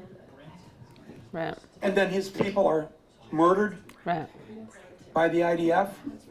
No more. No more. And I'm telling, and let me to my friends who aren't going to like what I'm saying. Let me just say, I'll say to you what somebody said to me the other day because I've been posting this stuff. If you will speak out against this killing, you're doing more to save the people of Israel than Netanyahu or all these other crazies. This will save the people more than anything else. Nobody should be killed. Nobody should die. And the younger generations will not tolerate an Israeli state that acts in a fascist form. And eventually nobody will tolerate a theocracy. We should all be living in democracies. Everybody, equal human rights for all. So thank you, Katie, for everything that you do and this incredible work that you've always done. I'm a huge admirer. Oh, thank you, Michael. And please, everybody, No more silence. Yes. Well, thank you so much, and really appreciate all that you're doing and all that you've done, and also for being an early critic before it was cool to be a critic, and an early ally of Palestinians. So thank you so much, Michael. Thank you so much. Take care. You too. And we've seen the Seder in the Streets action in New York City. Let's hear more about this holiday and set our dedication in context. What is Pesach? What is Passover? What are the Jewish values of Passover? What are Jewish values? Here is a word from Rabbi Brant Rosen, a rabbi with Tzedek Chicago Synagogue and a co-founder of the Jewish Voice for Peace Rabbinical Council. Welcome to the show, Rabbi Brant Rosen of the Tzedek Chicago Synagogue. You're also a co-founder of the JVP Rabbinical Council. Thank you so much for talking to us. Thanks for having me. Happy to be here. So, happy Passover. To you as well, Katie. Can you tell people about Passover, the significance of the holiday, and why it makes sense to be doing a Seder in the streets right now for Gaza? So, Passover, or Pesach, is one of the central Jewish holidays. It comes from the Torah, it comes from the Bible. It is a commemoration of the mythic story of the Israelites' exodus from biblical Egypt, and it has been observed by Jews for centuries. It's a week-long festival that involves abstaining from bread products and leavened products, but the signature moment of the holiday is a Seder, or sometimes two Seders, that take place on the first 2 days of Passover. Where Jews have folks over to their homes, sit around the table and have a meal while they tell the story of the Exodus, but not only tell the story, there is a whole pedagogy to the Seder in which questions are asked and the meaning of liberation in general is interrogated. And that is really the central, I think, moment of the festival, is this idea of not only telling the story, but plumbing the meaning of it for our own day. And that's meant different things for Jews throughout the centuries. But in the current moment, I think, I would even say over the last several decades, there's increasingly a trend toward universalizing the story of the Exodus. And in other words, not only focusing on Jewish liberation per se, but understanding that this mythic story of liberation is something that has been cherished by many different peoples throughout history, and in fact is something that's being experienced in real time. In the late 60s, Rabbi Arthur Wasco, started something that came to be known as the Freedom Seder during the Vietnam War as a way of understanding the Exodus story and liberation in that context. And right now we're witnessing a remarkable in the streets version of these Seders happening on college campuses throughout the country to understand this notion of liberation vis-a-vis Palestinian liberation, and specifically as a way of lifting up a cry against the Israel's genocide against the Palestinian people in Gaza. And how does your Jewish identity, your Jewish faith, your Jewish values relate to the struggle against genocide? Well, I know, easy question, on so many right? levels. Yeah. I mean, just to go back to the Exodus story, this is the central sacred story of the Jewish people, which is that God is a God of liberation and stands with the oppressed and demands that we call out the oppressor, the pharaohs in every generation. So that is baked into being a Jew on a very, very deep level from our spiritual tradition point of view. In terms of historical memory, to be a Jew after the Holocaust means that genocide, that attempted genocide against our people, is something that is also baked into what it means to be Jewish.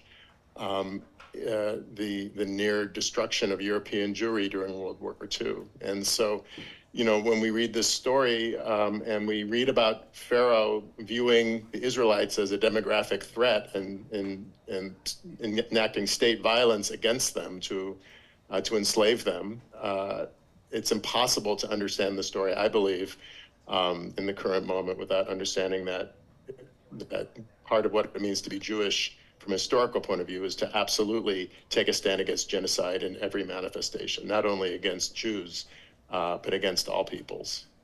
Can you talk a bit about Tikkun Olam, what that principle is and where it comes from? Sure. So Tikkun Olam literally means repairing the world, and it has come in contemporary times to be experienced as another very central Jewish spiritual imperative. It originally comes from concepts in medieval Jewish mysticism that viewed the world as a broken place, that there was this kind of cosmic snafu that occurred during the creation of the world, and there are sparks of divinity that have been scattered about the universe, and that the sacred task of the Jew is to reunite these sparks, bring them back together to engage in repair in a very cosmic sense. But that has come to be understood on a socio-political level as well, I would say, that when we engage in acts of justice, when we do the kinds of things we've been talking about, when we call out the oppressor, when we seek to dismantle state violence and transform it into equity for all, that is engaging in Tikkun Olam, in repair. And so many contemporary Jews understand Tikkun Olam both in terms of service and direct action, but also in terms of fundamentally restructuring society itself to be a more equitable and just place for all. And what are your thoughts on the protests that we're seeing at universities, not at universities, the discourse around anti-Semitism and anti-Semitic speech? What are your thoughts on this? I can't remember a Passover when I was more deeply moved. I have to tell you, it's breathtaking. You know, what we are seeing is grassroots spiritual political action in its purest form. You know, we are seeing this very cynical weaponization of the claim of anti-Semitism on college campuses as a way to gain, frankly, for the right to gain political power, but also to draw attention away from the very real genocide that is occurring against the Palestinian people.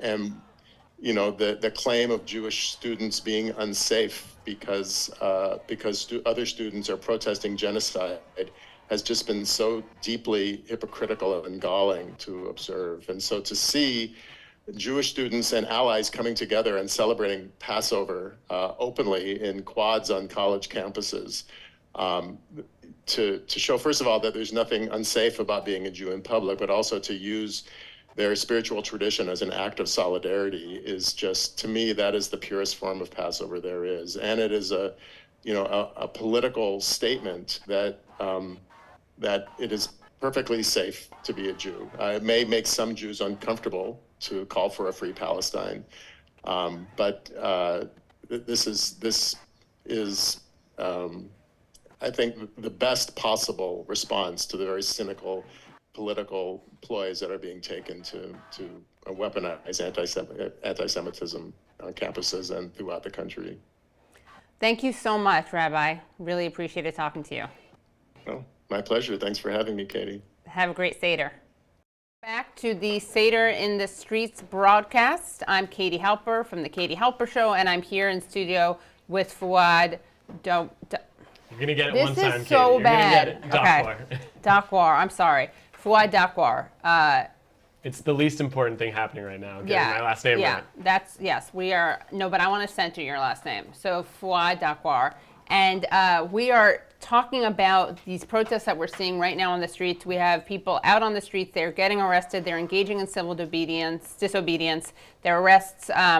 What are your thoughts on the arrests that we're seeing, not just tonight, but in general? What do you think about the kind of the harsh tactics, the draconian measures that are being implemented against protesters? I think Michael Moore said it best, of like, this is a long history with the NYPD. It's nothing new that we've seen, especially against Palestinian protesters of any kind or any sort of Palestine-affiliated groups. The case of Columbia and NYU targeting literally its faculty with arrest shows, again, where the real priorities lie for these institutions. Yeah. What about you?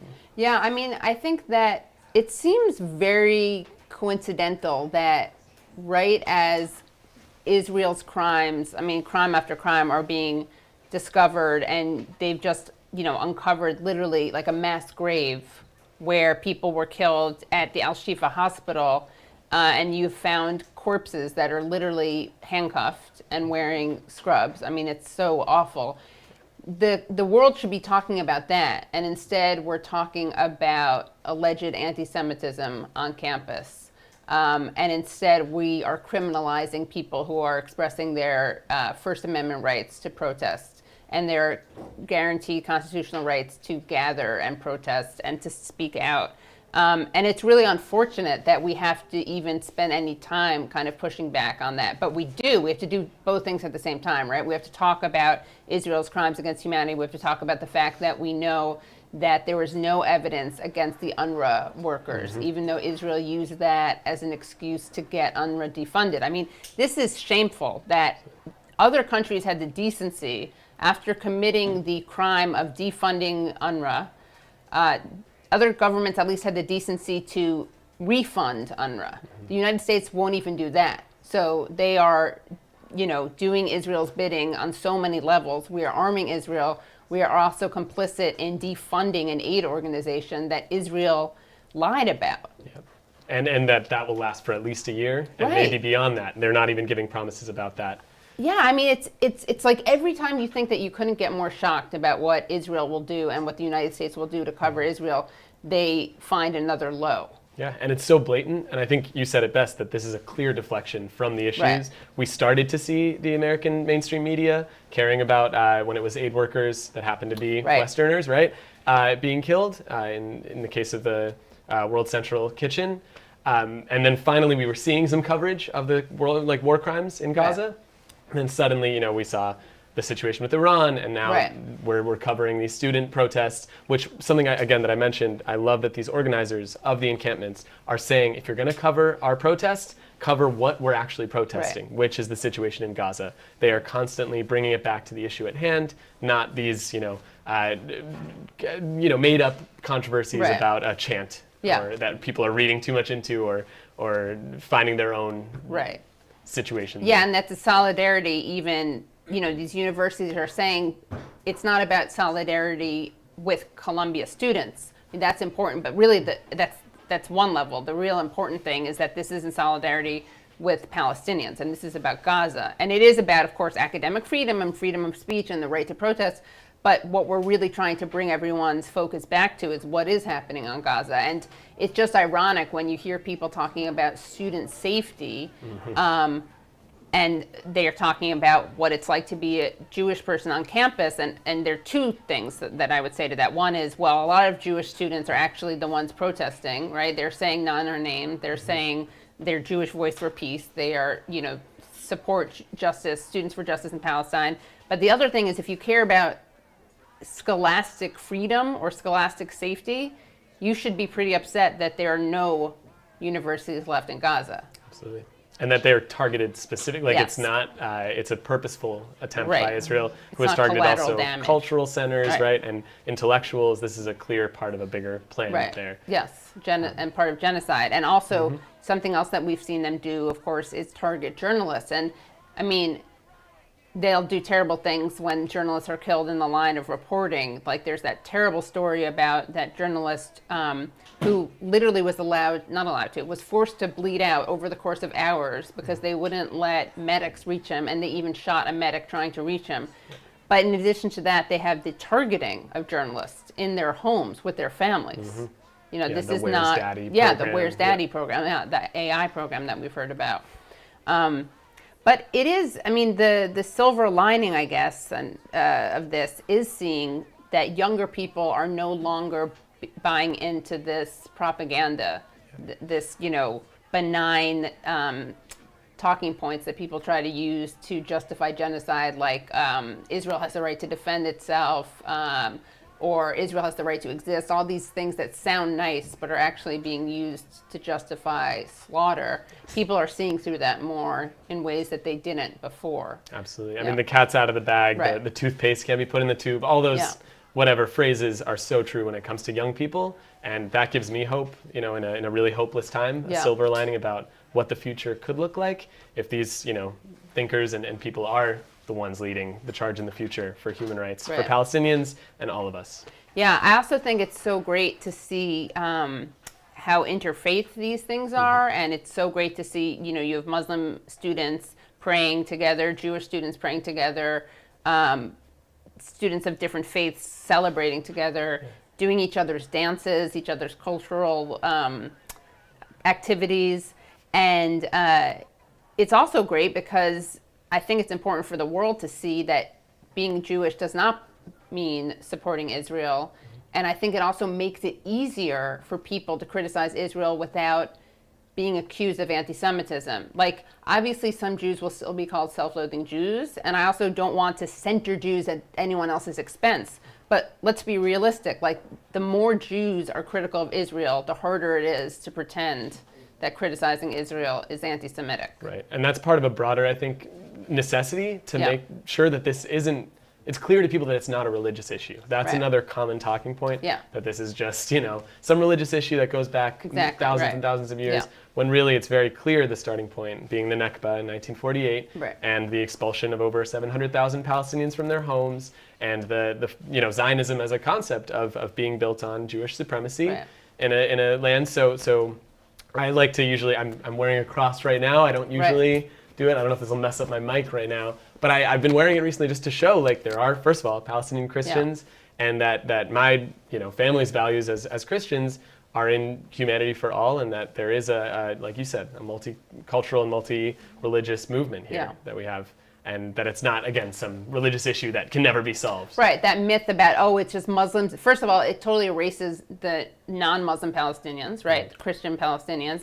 But it's also a myth, this, Muslims and Jews, they just can't get along. They're never going to get along. It's a clash of cultures, clash of civilizations, which also erases a very rich history of coexistence. But Katie, why didn't you bring on a Muslim to the podcast? Why'd you bring me on? It's true. You're this right. Is, Yeah. we should call it here, or pull a different one off the street. Yeah, well, we're hearing, speaking of Muslims and Jews and Christians, we're hearing now that dozens of Jews have been arrested at Grand Army Plaza. Let's take a look.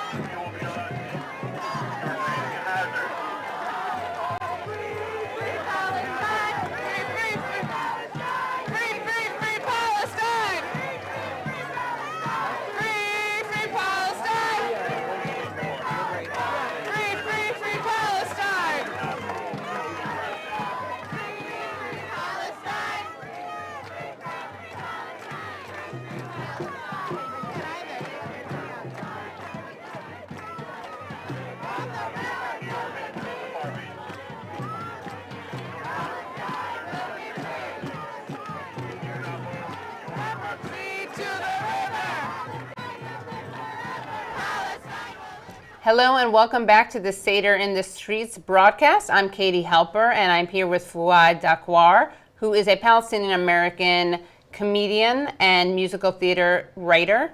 And we are so excited to be joined, not in studio, but virtually, by the wonderful Abby Martin. She is the host of The Empire Files. She is the director and producer of the amazing documentary Gaza Fights for Freedom and the forthcoming documentary Earth's Greatest Enemy. Abby, welcome. Thank you so much for having me. Happy Passover to everyone there. Thank you. Happy Pesach to you as well. Wanted to ask you, what are your thoughts about what we're seeing right now? We have people out on the streets getting arrested. Here, we have people who've been arrested at universities across the country. What are your thoughts on the way the police are responding, the way the university administrations are responding? What does this mean?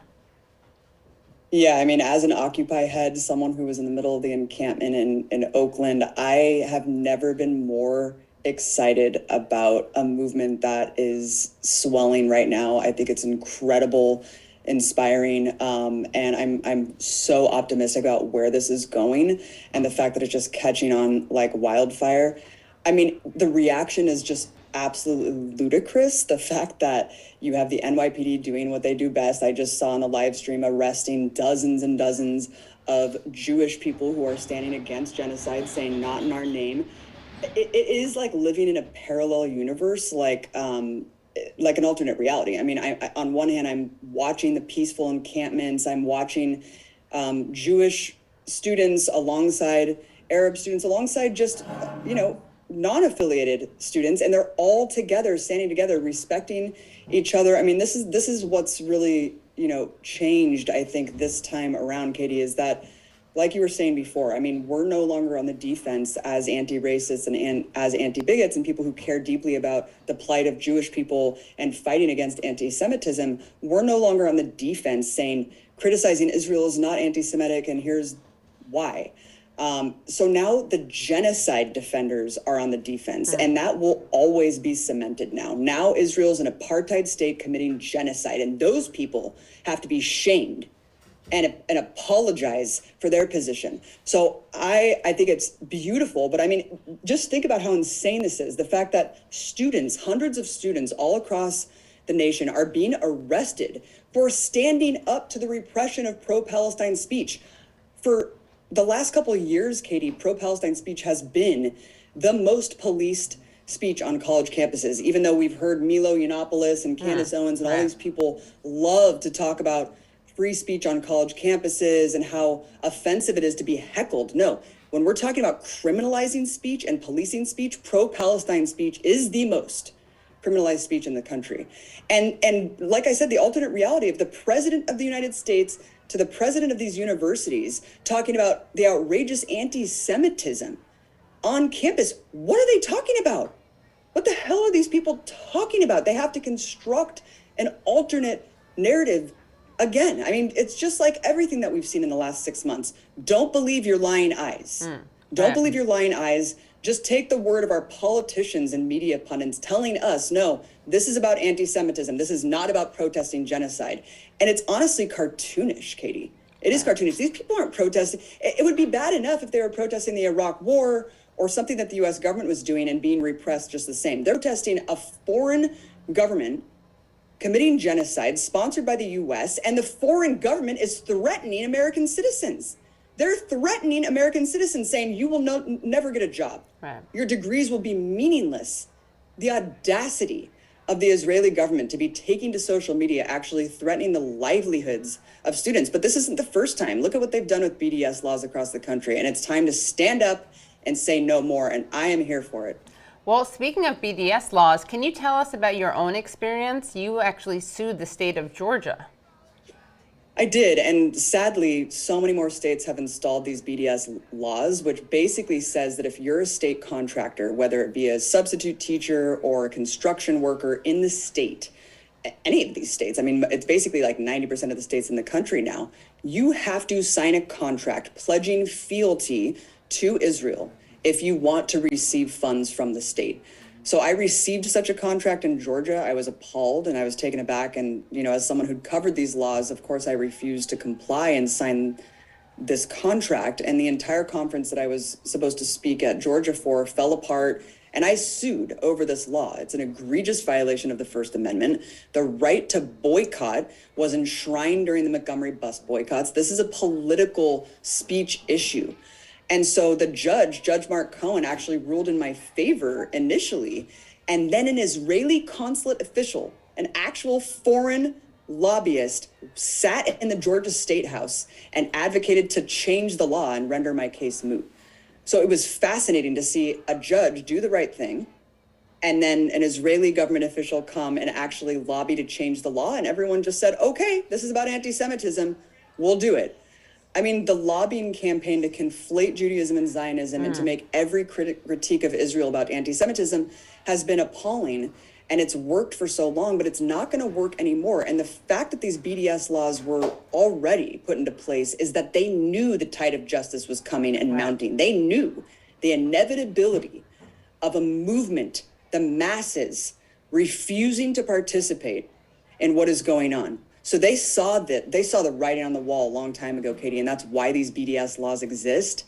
And I'm positive if more people take them to court, that we will get the Supreme Court to do the right thing. I don't know what the Trump appointed judge is there, but you know, one can only hope. Yeah. Well, I have more questions, but before that, Fouad, do you have any? On that point, Abby, because you succeeded in at first, right, fighting back against these through a court system, and then they changed the rules on you. I'm curious about your broader philosophy about fighting through the system. You know, we hear about fighting in the system. We hear about electoral politics a lot. I'm curious, what's your overall philosophy? Is it worth still fighting these fights, even when we know they will change the rules on us? 100%. I mean, I always say voting is just pulling a lever every 2 to 4 years. The fight is in the streets. It's with our bodies every single day, all day. It's about political education. It's using every tool in our arsenal. And one tool is litigation. And that's why you have the right wing organizing for decades to try to take over these institutions and circumvent, you know, all the gains that progressives have won, or not just circumvent them, override them and undermine them. And so I think that, yeah, doing this in the courts is one tool that we can do. Obviously, voting is one tool. I would never advocate voting for Genocide Joe. I think that voting third party and punishing Joe Biden for what he's done, even though Trump would be doing the same thing, I think, you know, they've given us no other political avenues in the system, in this corporate duopoly. But I think, you know, real change, of course, historically comes from the masses in the streets. And that is why I am living for what is going on right now. I am so happy and inspired by these students in the face of this political repression, in the face of being gaslit by all these people, and knowing that they're risking arrest every day. They're risking actually their livelihoods because of what's happening, because of the leadership of these universities. It's disgusting. They're all corporate stooges, right? I mean, so the resilience of the students, I think, is where the movement will lead us, and the divestment campaigns, because that's what Israel's terrified of. Divestment, divestment, divestment. We are winning, and that's what's going to make apartheid fall. And last question for you, Abby. You did this amazing documentary, Gaza Fights for Freedom, which I highly recommend for everyone to watch. What are you hearing from the people you're in contact with in Gaza about what they're experiencing? My God, I mean, everyone has a horror story, obviously. I mean, you know, no one is unaffected by what's going on. The three people that were primarily centered in the movie, Ahmed Abu Artema, who was the lead organizer of the Great March of Return, when Palestinians peacefully resisted in 2018 and 2019 with bared chests, holding flags, and they were relentlessly and methodically killed by Israeli snipers, perched behind sand dunes, picking them off like it was target practice. That man, that beautiful poet, his house was targeted in a strike. His 10-year-old son was murdered. And the last I talked to him, he was sitting in the hospital with second-degree burns alongside his other two children. So I have no idea where Ahmed is right now. And I pray that he is safe and that he survives. My other friend, the main producer on the ground, Kareem, he just escaped because I actually did a GoFundMe where I gave, you know, we were able to raise $70,000, and both of the families that worked on the film were able to flee finally. So after 6 weeks of waiting, they escaped through the Rafah border. But Kareem was displaced twice. His wife was 6 months pregnant. She wasn't able to drink water, Katie. Oh my God. And then Mazza, the lead videographer, his brother was killed. 2 of his brothers were killed. He had to wait 6 weeks to retrieve his brother's body in their collapsed house that his father built with his own hands because Israeli snipers would kill anyone who tried to retrieve the body and do a proper burial. So it's been really hard checking in with my friends every day. And it's honestly just gotten to just such an excruciating point of what is it going to take? What is it going to take? What is the breaking point for the world? And this is what we need to do. We need to escalate the tactics, because for 6 months straight, we've been out in the streets, we've been agitating our political representatives, and these tactics that are being escalated, whether it's Code Pink with the actual aid flotilla or the students starting these encampments in Occupy 2.0, this is what's necessary. This is what's necessary, and this will change history.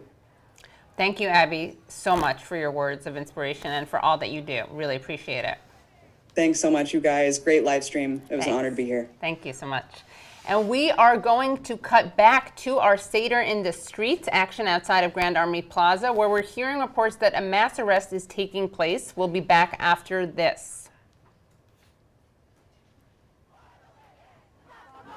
And the killing, fight like hell for the living. Stop the bombs and the killing, fight like hell for the living. Stop the bombs and the killing, fight like hell for the living. Stop the bombs and the killing, fight like hell for the living. Stop the bombs and the killing, fight like hell for the living. Stop the bombs, stop the killing, fight like hell for the living. Stop the bombs and the killing, fight like hell for the living. Stop the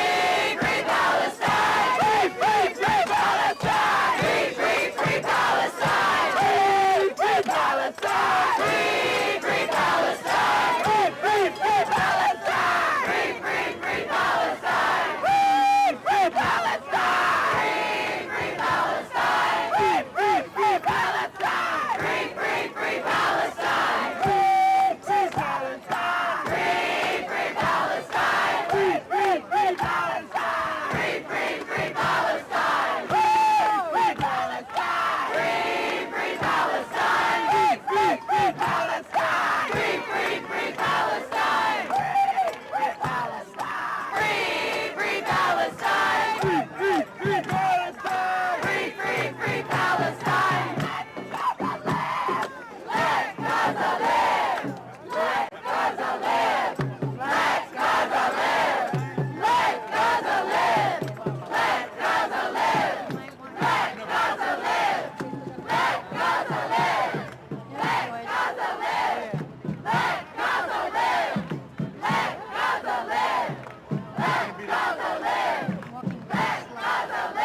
Let Gaza live! Let Gaza live! Let Gaza live! Let Gaza live!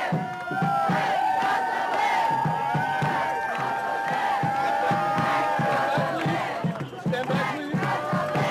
Back, please. Let Gaza live! Let Gaza live! Let Gaza live! Let Gaza live! Let Gaza live! On the sidewalk. Let Gaza live! Let Gaza live! Let Gaza live! Let Gaza live! Let Gaza live! Let Gaza live! Let Gaza live! Let Gaza live! Let Gaza live! Let Gaza live! Let Gaza live! Let Gaza live! Would you ever arrest anybody? Let Gaza live! Would you ever arrest anybody? Let Gaza live! Quit your job! Quit your Shameful. job! It's shameful. You're all shameful Nazis. Don't keep the pigs satisfied. You shouldn't feel good about yourself. You're doing a really violent Iowa, they're all the same. NYPD, KKK.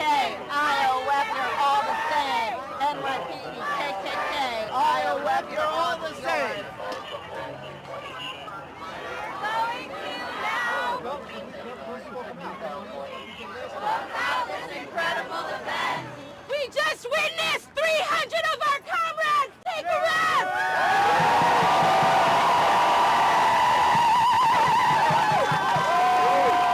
I'll say it again. Mic check. Mic check. We just witnessed 300 of our comrades. 300. Welcome back to the Seder in the Streets broadcast. We are so excited to be talking to the very special guest, the actor, essayist, playwright Wallace Shawn, and also activist. So welcome, Wallace Shawn. Great to be here. Thank you so much for joining.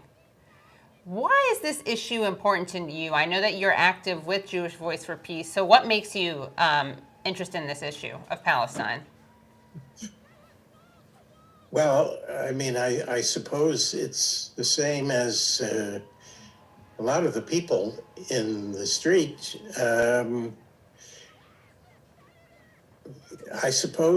believe really that everybody, almost everybody, has an innate sense of human decency, right and wrong. Internationally, I do believe that. Of course, customs are different. But I think that shooting at ambulances and starving people, torturing people, trapping people in a place they can't escape from and massacring them, killing children, these are things that I think are upsetting to most humans when they hear about them. Right. Now, in Israel itself, obviously, they are experiencing a kind of insanity and don't they're suppressing that naturally human sense of decency, and God knows what the result of that ultimately will be for them, but that's what they're doing. So, I mean, but I also happen to know a little bit about it. I don't think you have to know about it to know that killing the innocent is evil. You don't have to know much, just as in the Vietnam period, or the most powerful country in the world to be bombing peasants was, people knew that was wrong, even if they didn't know the history. Right. And what are your thoughts on the protests that we're seeing now, both in Brooklyn with Jewish Voice for Peace, but also the protests that are taking places at universities? Well, I think that when I read my New York Times, they describe these protests as pro-Palestinian. Now, some of the people in the protests know a lot about the history and care deeply about the Palestinian people. But these are not really demonstrations in favor of the Palestinian people. They're demonstrations against horrifying sadism and cruelty. And the desire for a ceasefire for most of the people at the demonstration is about human suffering, not so much about the liberation of the Palestinian people, which may be the primary thought in the mind of some people. But pro-Palestinian, as the New York Times describes these demonstrations every day, implies that there's like a sports match, and you're either on the side of the Palestinians or you're on the side of the Israelis. That's not the right way to think about it. And it also, pro-Palestinian also implies that the people in the demonstration are supporters of Hamas and believe enthusiastically in terrorism and in what the fighters of Hamas did on October the 7th in Israel, which I am promising you most of the people in the demonstrations don't support. Right. And how does it compare to the days of the student protests about Vietnam? Well, you see, I'm not a great expert on it because I, at that time, was a moderate liberal. I only became more of a, let's say, a leftist when I was 40 or 41, 42, around then. I mean, but even I knew that the Vietnam War was wrong. And I think that at that time, after the demonstrations in the 60s had gone on for a while and gone into the 70s, people drew very broad conclusions from them about our entire system and capitalism and our American way of life. And some people have said that this is the moral crisis of our time, Gaza, and it could be that people will draw very deep lessons from this. I mean, one of the other aspects of the demonstrations that I would like to express is that I think the Israelis are trying to convince people that all Jews are Israel supporters. And some of us would like to point out to the people of the world that there's some extremely benign decent Jews who despise what is happening, who loathe what is happening, and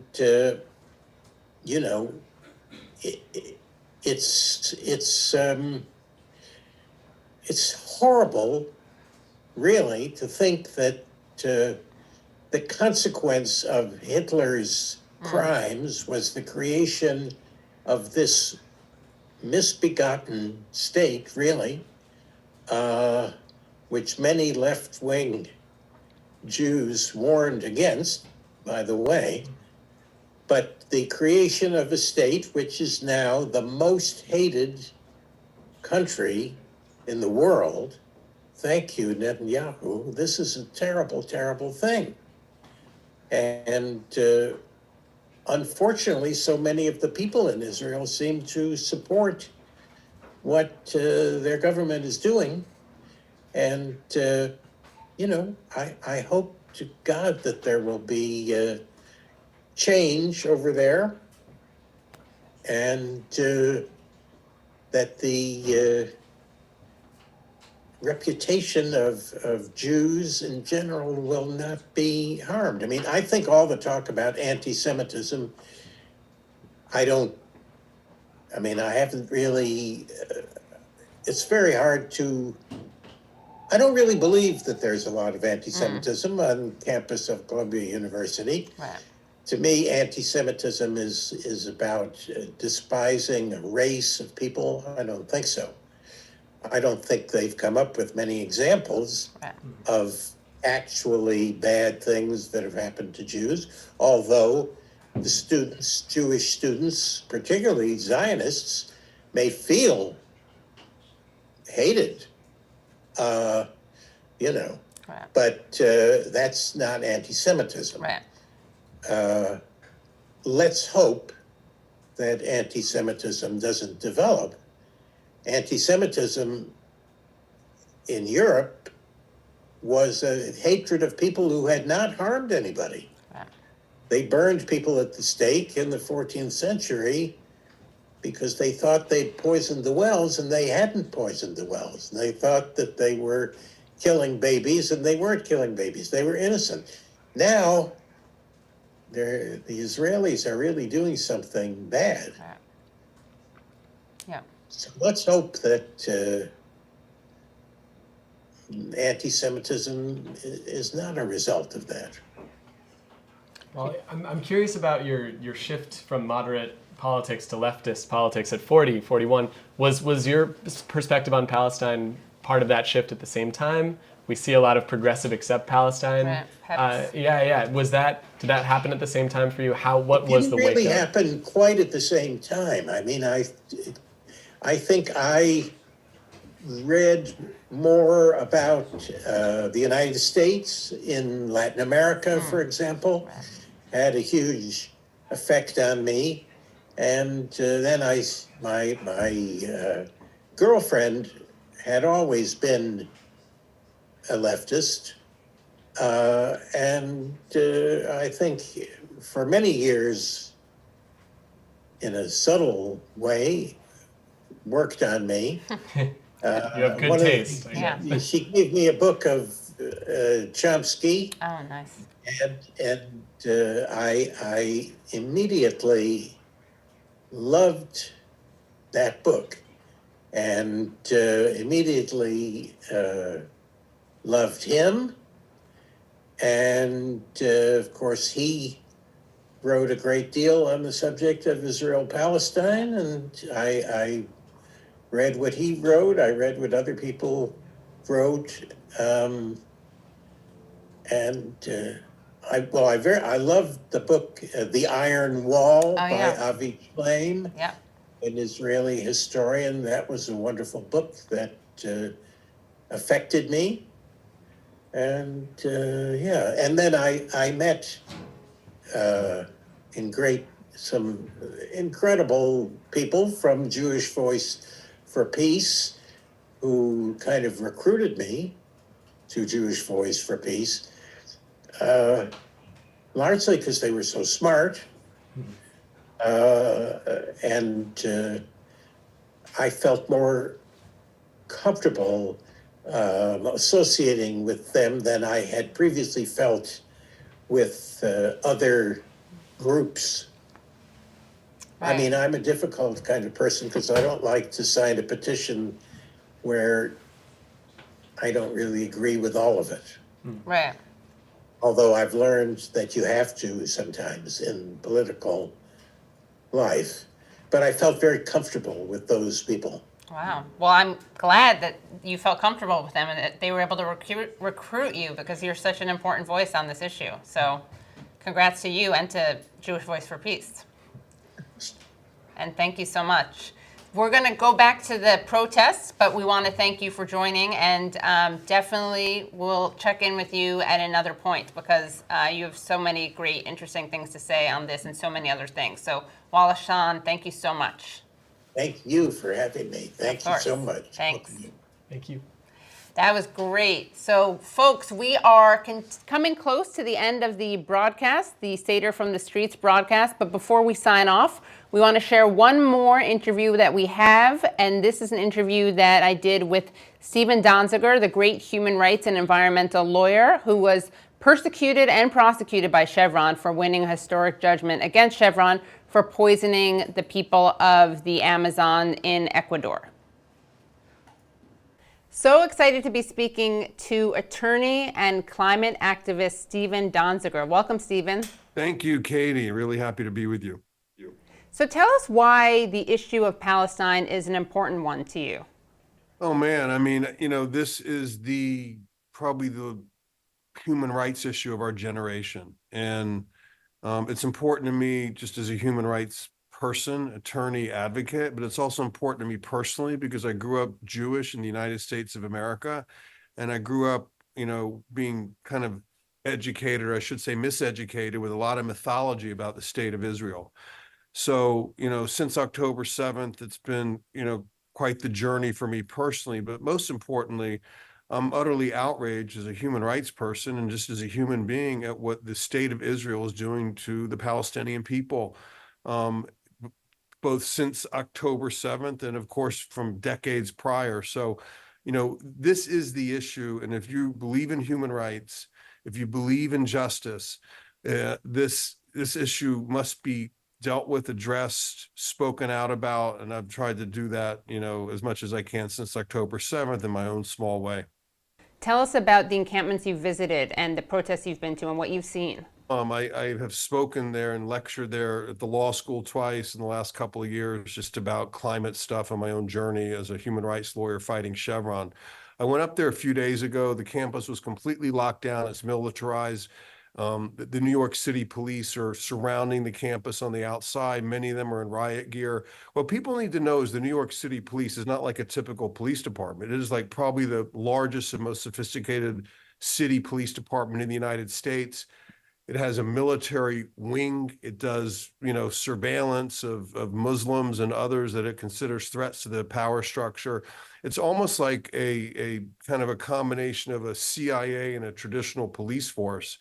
And as we know, the president of Colombia called in the NYPD to try to squelch a legitimate, peaceful, nonviolent protest about these human rights atrocities being committed by the Netanyahu government and by the state of Israel, which I find to be not only a violation of academic freedom, but really outrageous. You know, it's also personal because I live right near Columbia. I live 10 blocks away. And, you know, I've lived in this neighborhood for, I don't know, 20 years now. And my son and I multiple times go to Columbia. We go to, you know, basketball games there.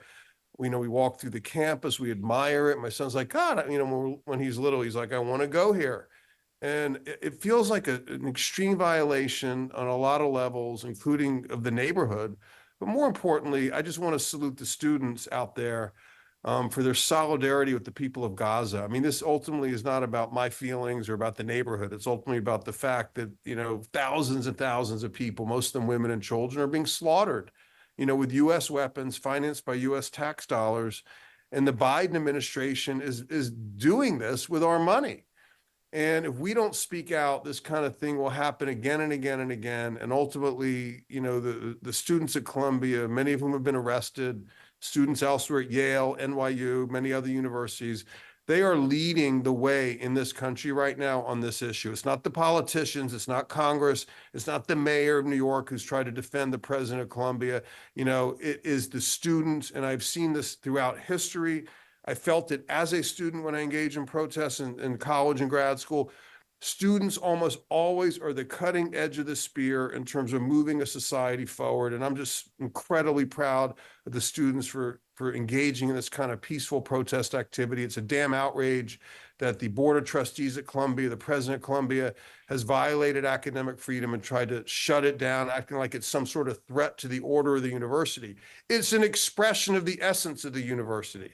And the order, the disorder, any threat is created by the reaction to that, by calling in the police, riot police, to militarize Columbia's campus. It's an outrage, but it is forcing the issue forward, and it is spreading around the country. And I think that we're at a pivotal moment on this issue right now because of the leadership of these students. And I'm really happy to say that that's a silver lining to this. And you said that you were miseducated on this issue growing up as a Jewish person. Did you have an aha moment that made you reconsider how you see the issue of Palestine, or was it more gradual? Well, I've been dealing with so much in my own kind of journey as a lawyer battling Chevron, and that I just never thought I could really take on this issue over the years. And once October 7th came, the next day, my son, who's a senior in high school, was like, "Dad, you got to post about this." I'm like, "Well, I don't know." He goes, "No, Dad, you got to post about this. Everybody's talking about it." And my first post, which I did on October 8th, was about human rights reports from like Amnesty, from Human Rights Watch, from Israeli human rights groups, that Israeli has an apartheid system of governance. And so, the mythology that Israel is the only democracy in the Middle East it's just a total, complete lie. It's the opposite. It's actually a state that's structured based on discriminatory laws against people who are not Jewish. And as a Jew, and again, as a human rights person, like, I don't want this being done in my name. It's not for my benefit as a Jew. It actually is antithetical to everything I believe, including my own Jewish values that I treasure. So, I would say starting October 8th, when I sort of started to get my head around this, I really became deep into it. And I also started to notice like all the myths, like, the myth we grew up with. I don't know, I believe you're Jewish, Katie, but like, that myth that says, a people without a land and a land without a people. Total lie, And by the way, I bought this book. I just wanted to hold it up, by Rashid Khalidi, who's a Columbia professor of all things, called The 100 Years War in Palestine. I read it. I read every page of this book, underlined every page, couldn't get enough of it. And I read it shortly after October 7th because I felt like I needed to finally educate myself.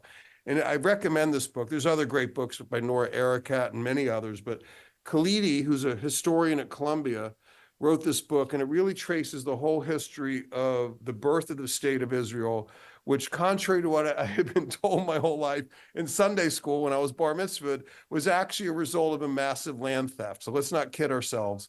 And that is why the state of Israel is really sort of consigned itself to perpetual conflict, because you cannot create a nation by stealing another people's land and think you're going to live in peace. And I will also say that what we're seeing now in Gaza is not just some weird byproduct of a war. This is not a war, folks, okay? Gaza is not a state. Gaza has no army. Gaza has no air force. Gaza has no embassies, okay? Gaza has no real government, okay? This is a occupied territory illegally, and Israel is attacking it under the guise of trying to root out Hamas. I do not defend Hamas, but under the guise of trying to root out Hamas, they're using that, in my opinion, as cover to really slaughter civilians, decrease the population, make the area uninhabitable, with the hope of driving all Palestinians out of the territory into other countries. And that's not just my assessment, not just my opinion. I am not an expert on this. I'm just learning about this.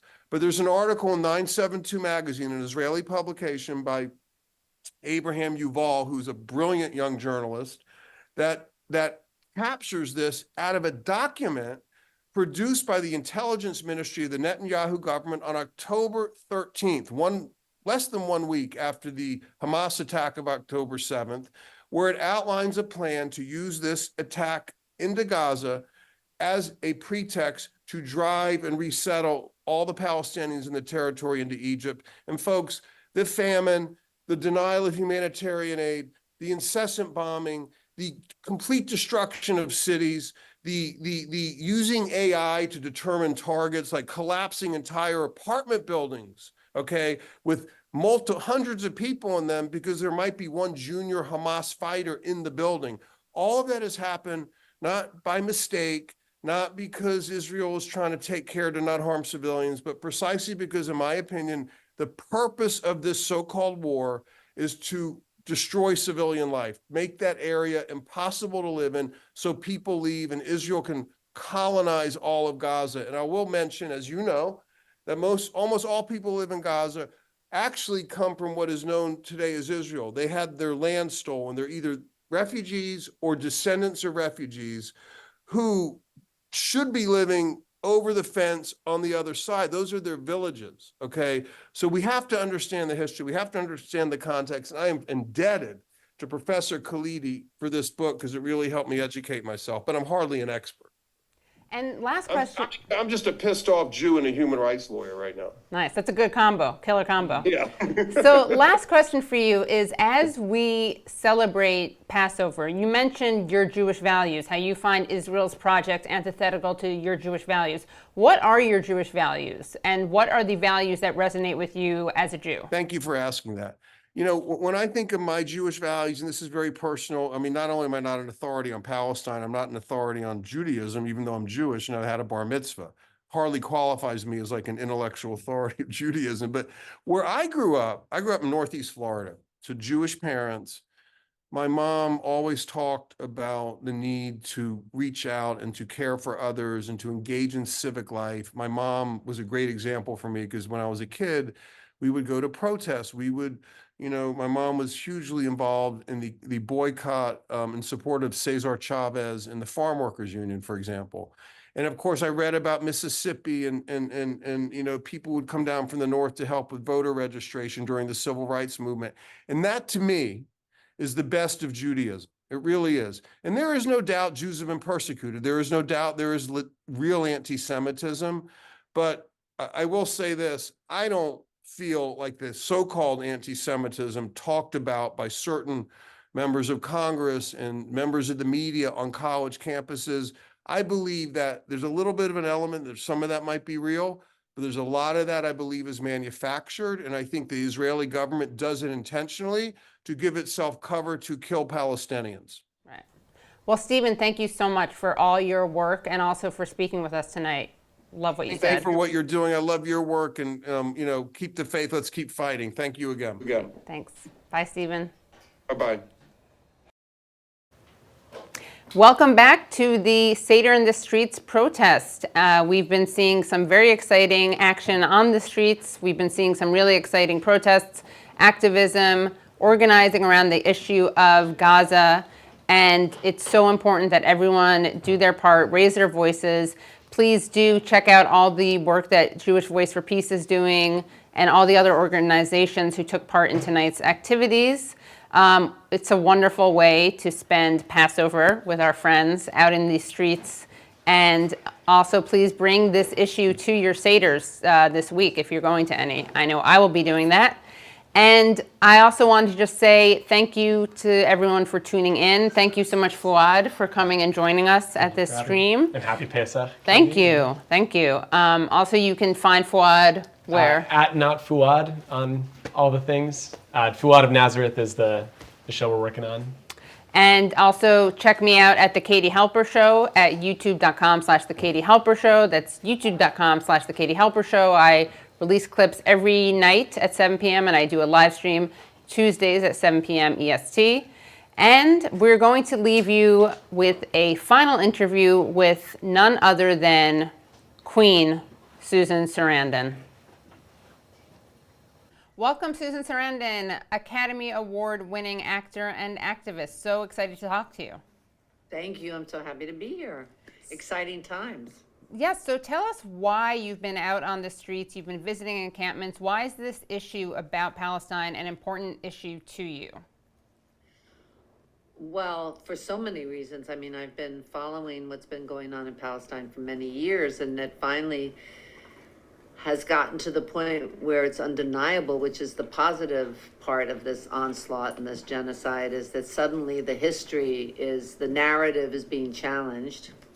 The history is being known to more people of what happened before October 7th.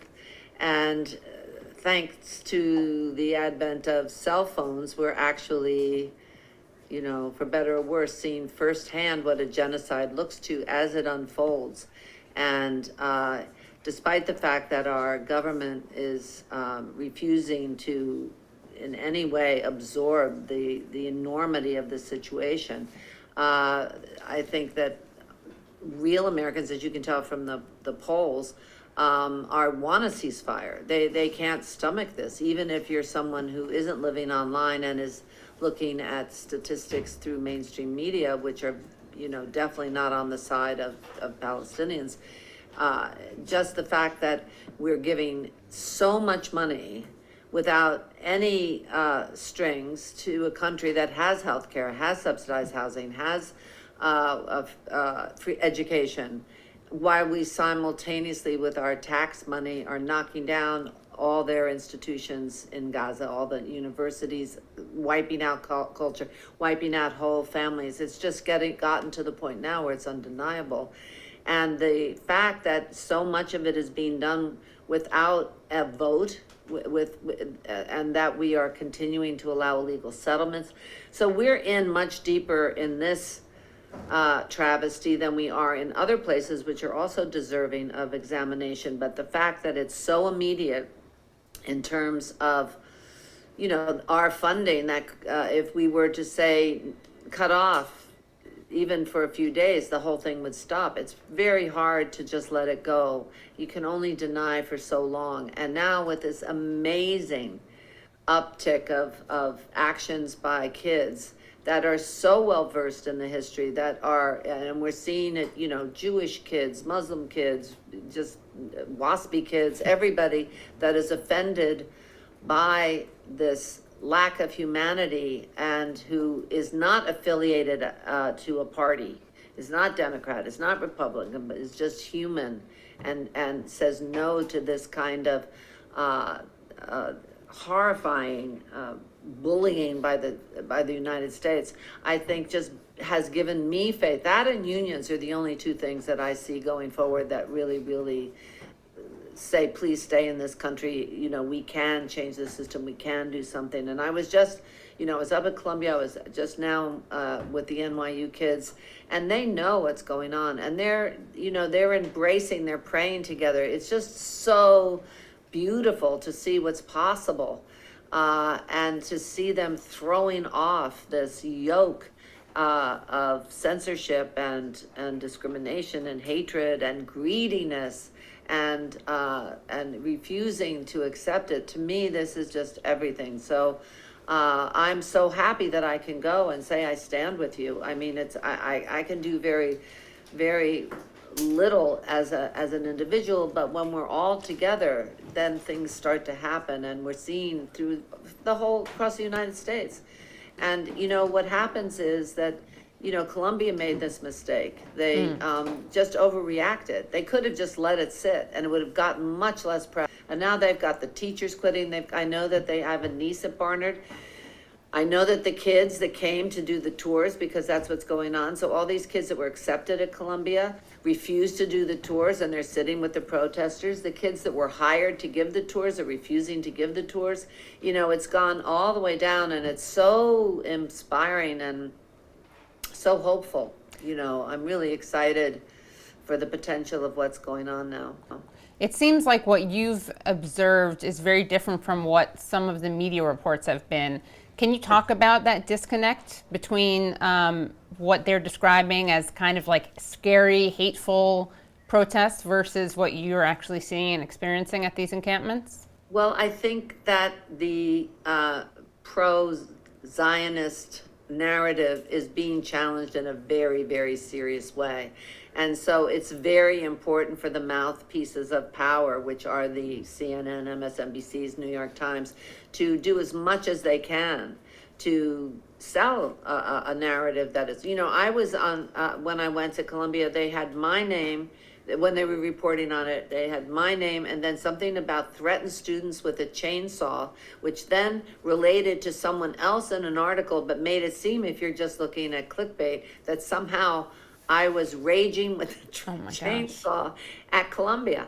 Now that's a really extreme example, but you have just the passive and aggressive voices in the New York Times, which lots of studies have been done to show how many times the active voice was used to describe what was going on to Israelis.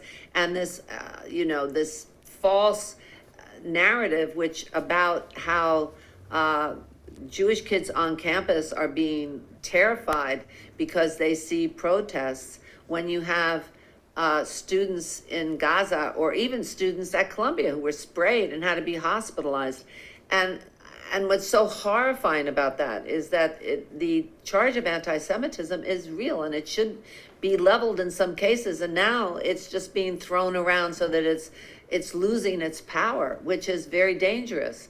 And I think the other thing that the news has done is to constantly reinforce this idea that all Zionists are Jewish, that all Jewish are Zionists. Right. And it's been very important and very difficult to change that narrative. I mean, I needed to really get my head on straight, and I was educated by all the Jewish protesters that are at these gatherings to make it very clear that every Jewish person, no matter if they had relatives in the Holocaust, whether or not they, went through a Jewish upbringing, does not claim to be a Zionist. And in fact, there's just as many, if not more, Christian Zionists. Yeah, there are more. That is not a religion. So that in itself has been reinforced by the media constantly. And when you hear, when the leaked memos come out that the BBC and all of these have said, always say Hamas, do not say Palestinian, do not say Gaza, always say war, anything they can do to make it seem like it's a justifiable war with a huge army that's in the same measure as the Zionist forces, and this reiteration of the only democracy there in the Middle East, and all of these tropes that have been over and over and over again, and then ignoring or challenging these statistics are Hamas statistics. Right. Don't trust those statistics. This is all fake. This is staged. I think it's harder and harder to maintain those things. So what's happening now is they're coming at anybody who has a voice, who has the truth, who has facts. I mean, when I go to speak, I don't say anything except facts, because everything's so twisted or cut out in order to give the wrong impression. So at least if they're facts, they're facts. But even then, they say, oh yeah, but those are Hamas facts, So clearly this has been aided and abetted by, and I'm sure there are journalists who want to get in and can't get in. Right. And CNN told us that they're watched when they come in. So we're so dependent on the journalists who are using their cell phones in Gaza, in the West Bank. But when people say to me, it's so complicated. I think really the thing that's complicated is knowing this and trying to stay neutral. Let me think. Very well said, Susan. And I want to thank you so much for joining us, but also for your fearless activism in spite of a lot of pushback that you've gotten. So we really appreciate that. I just say that I'm afraid. It's not fearless, but I think sometimes if you don't, what you have to live with later is much more difficult. Well, for your not fearless, but very courageous activism. Thank you. Thanks so much. Thank you, Katie. Bye, Susan. Bye. Have fun at the Seder.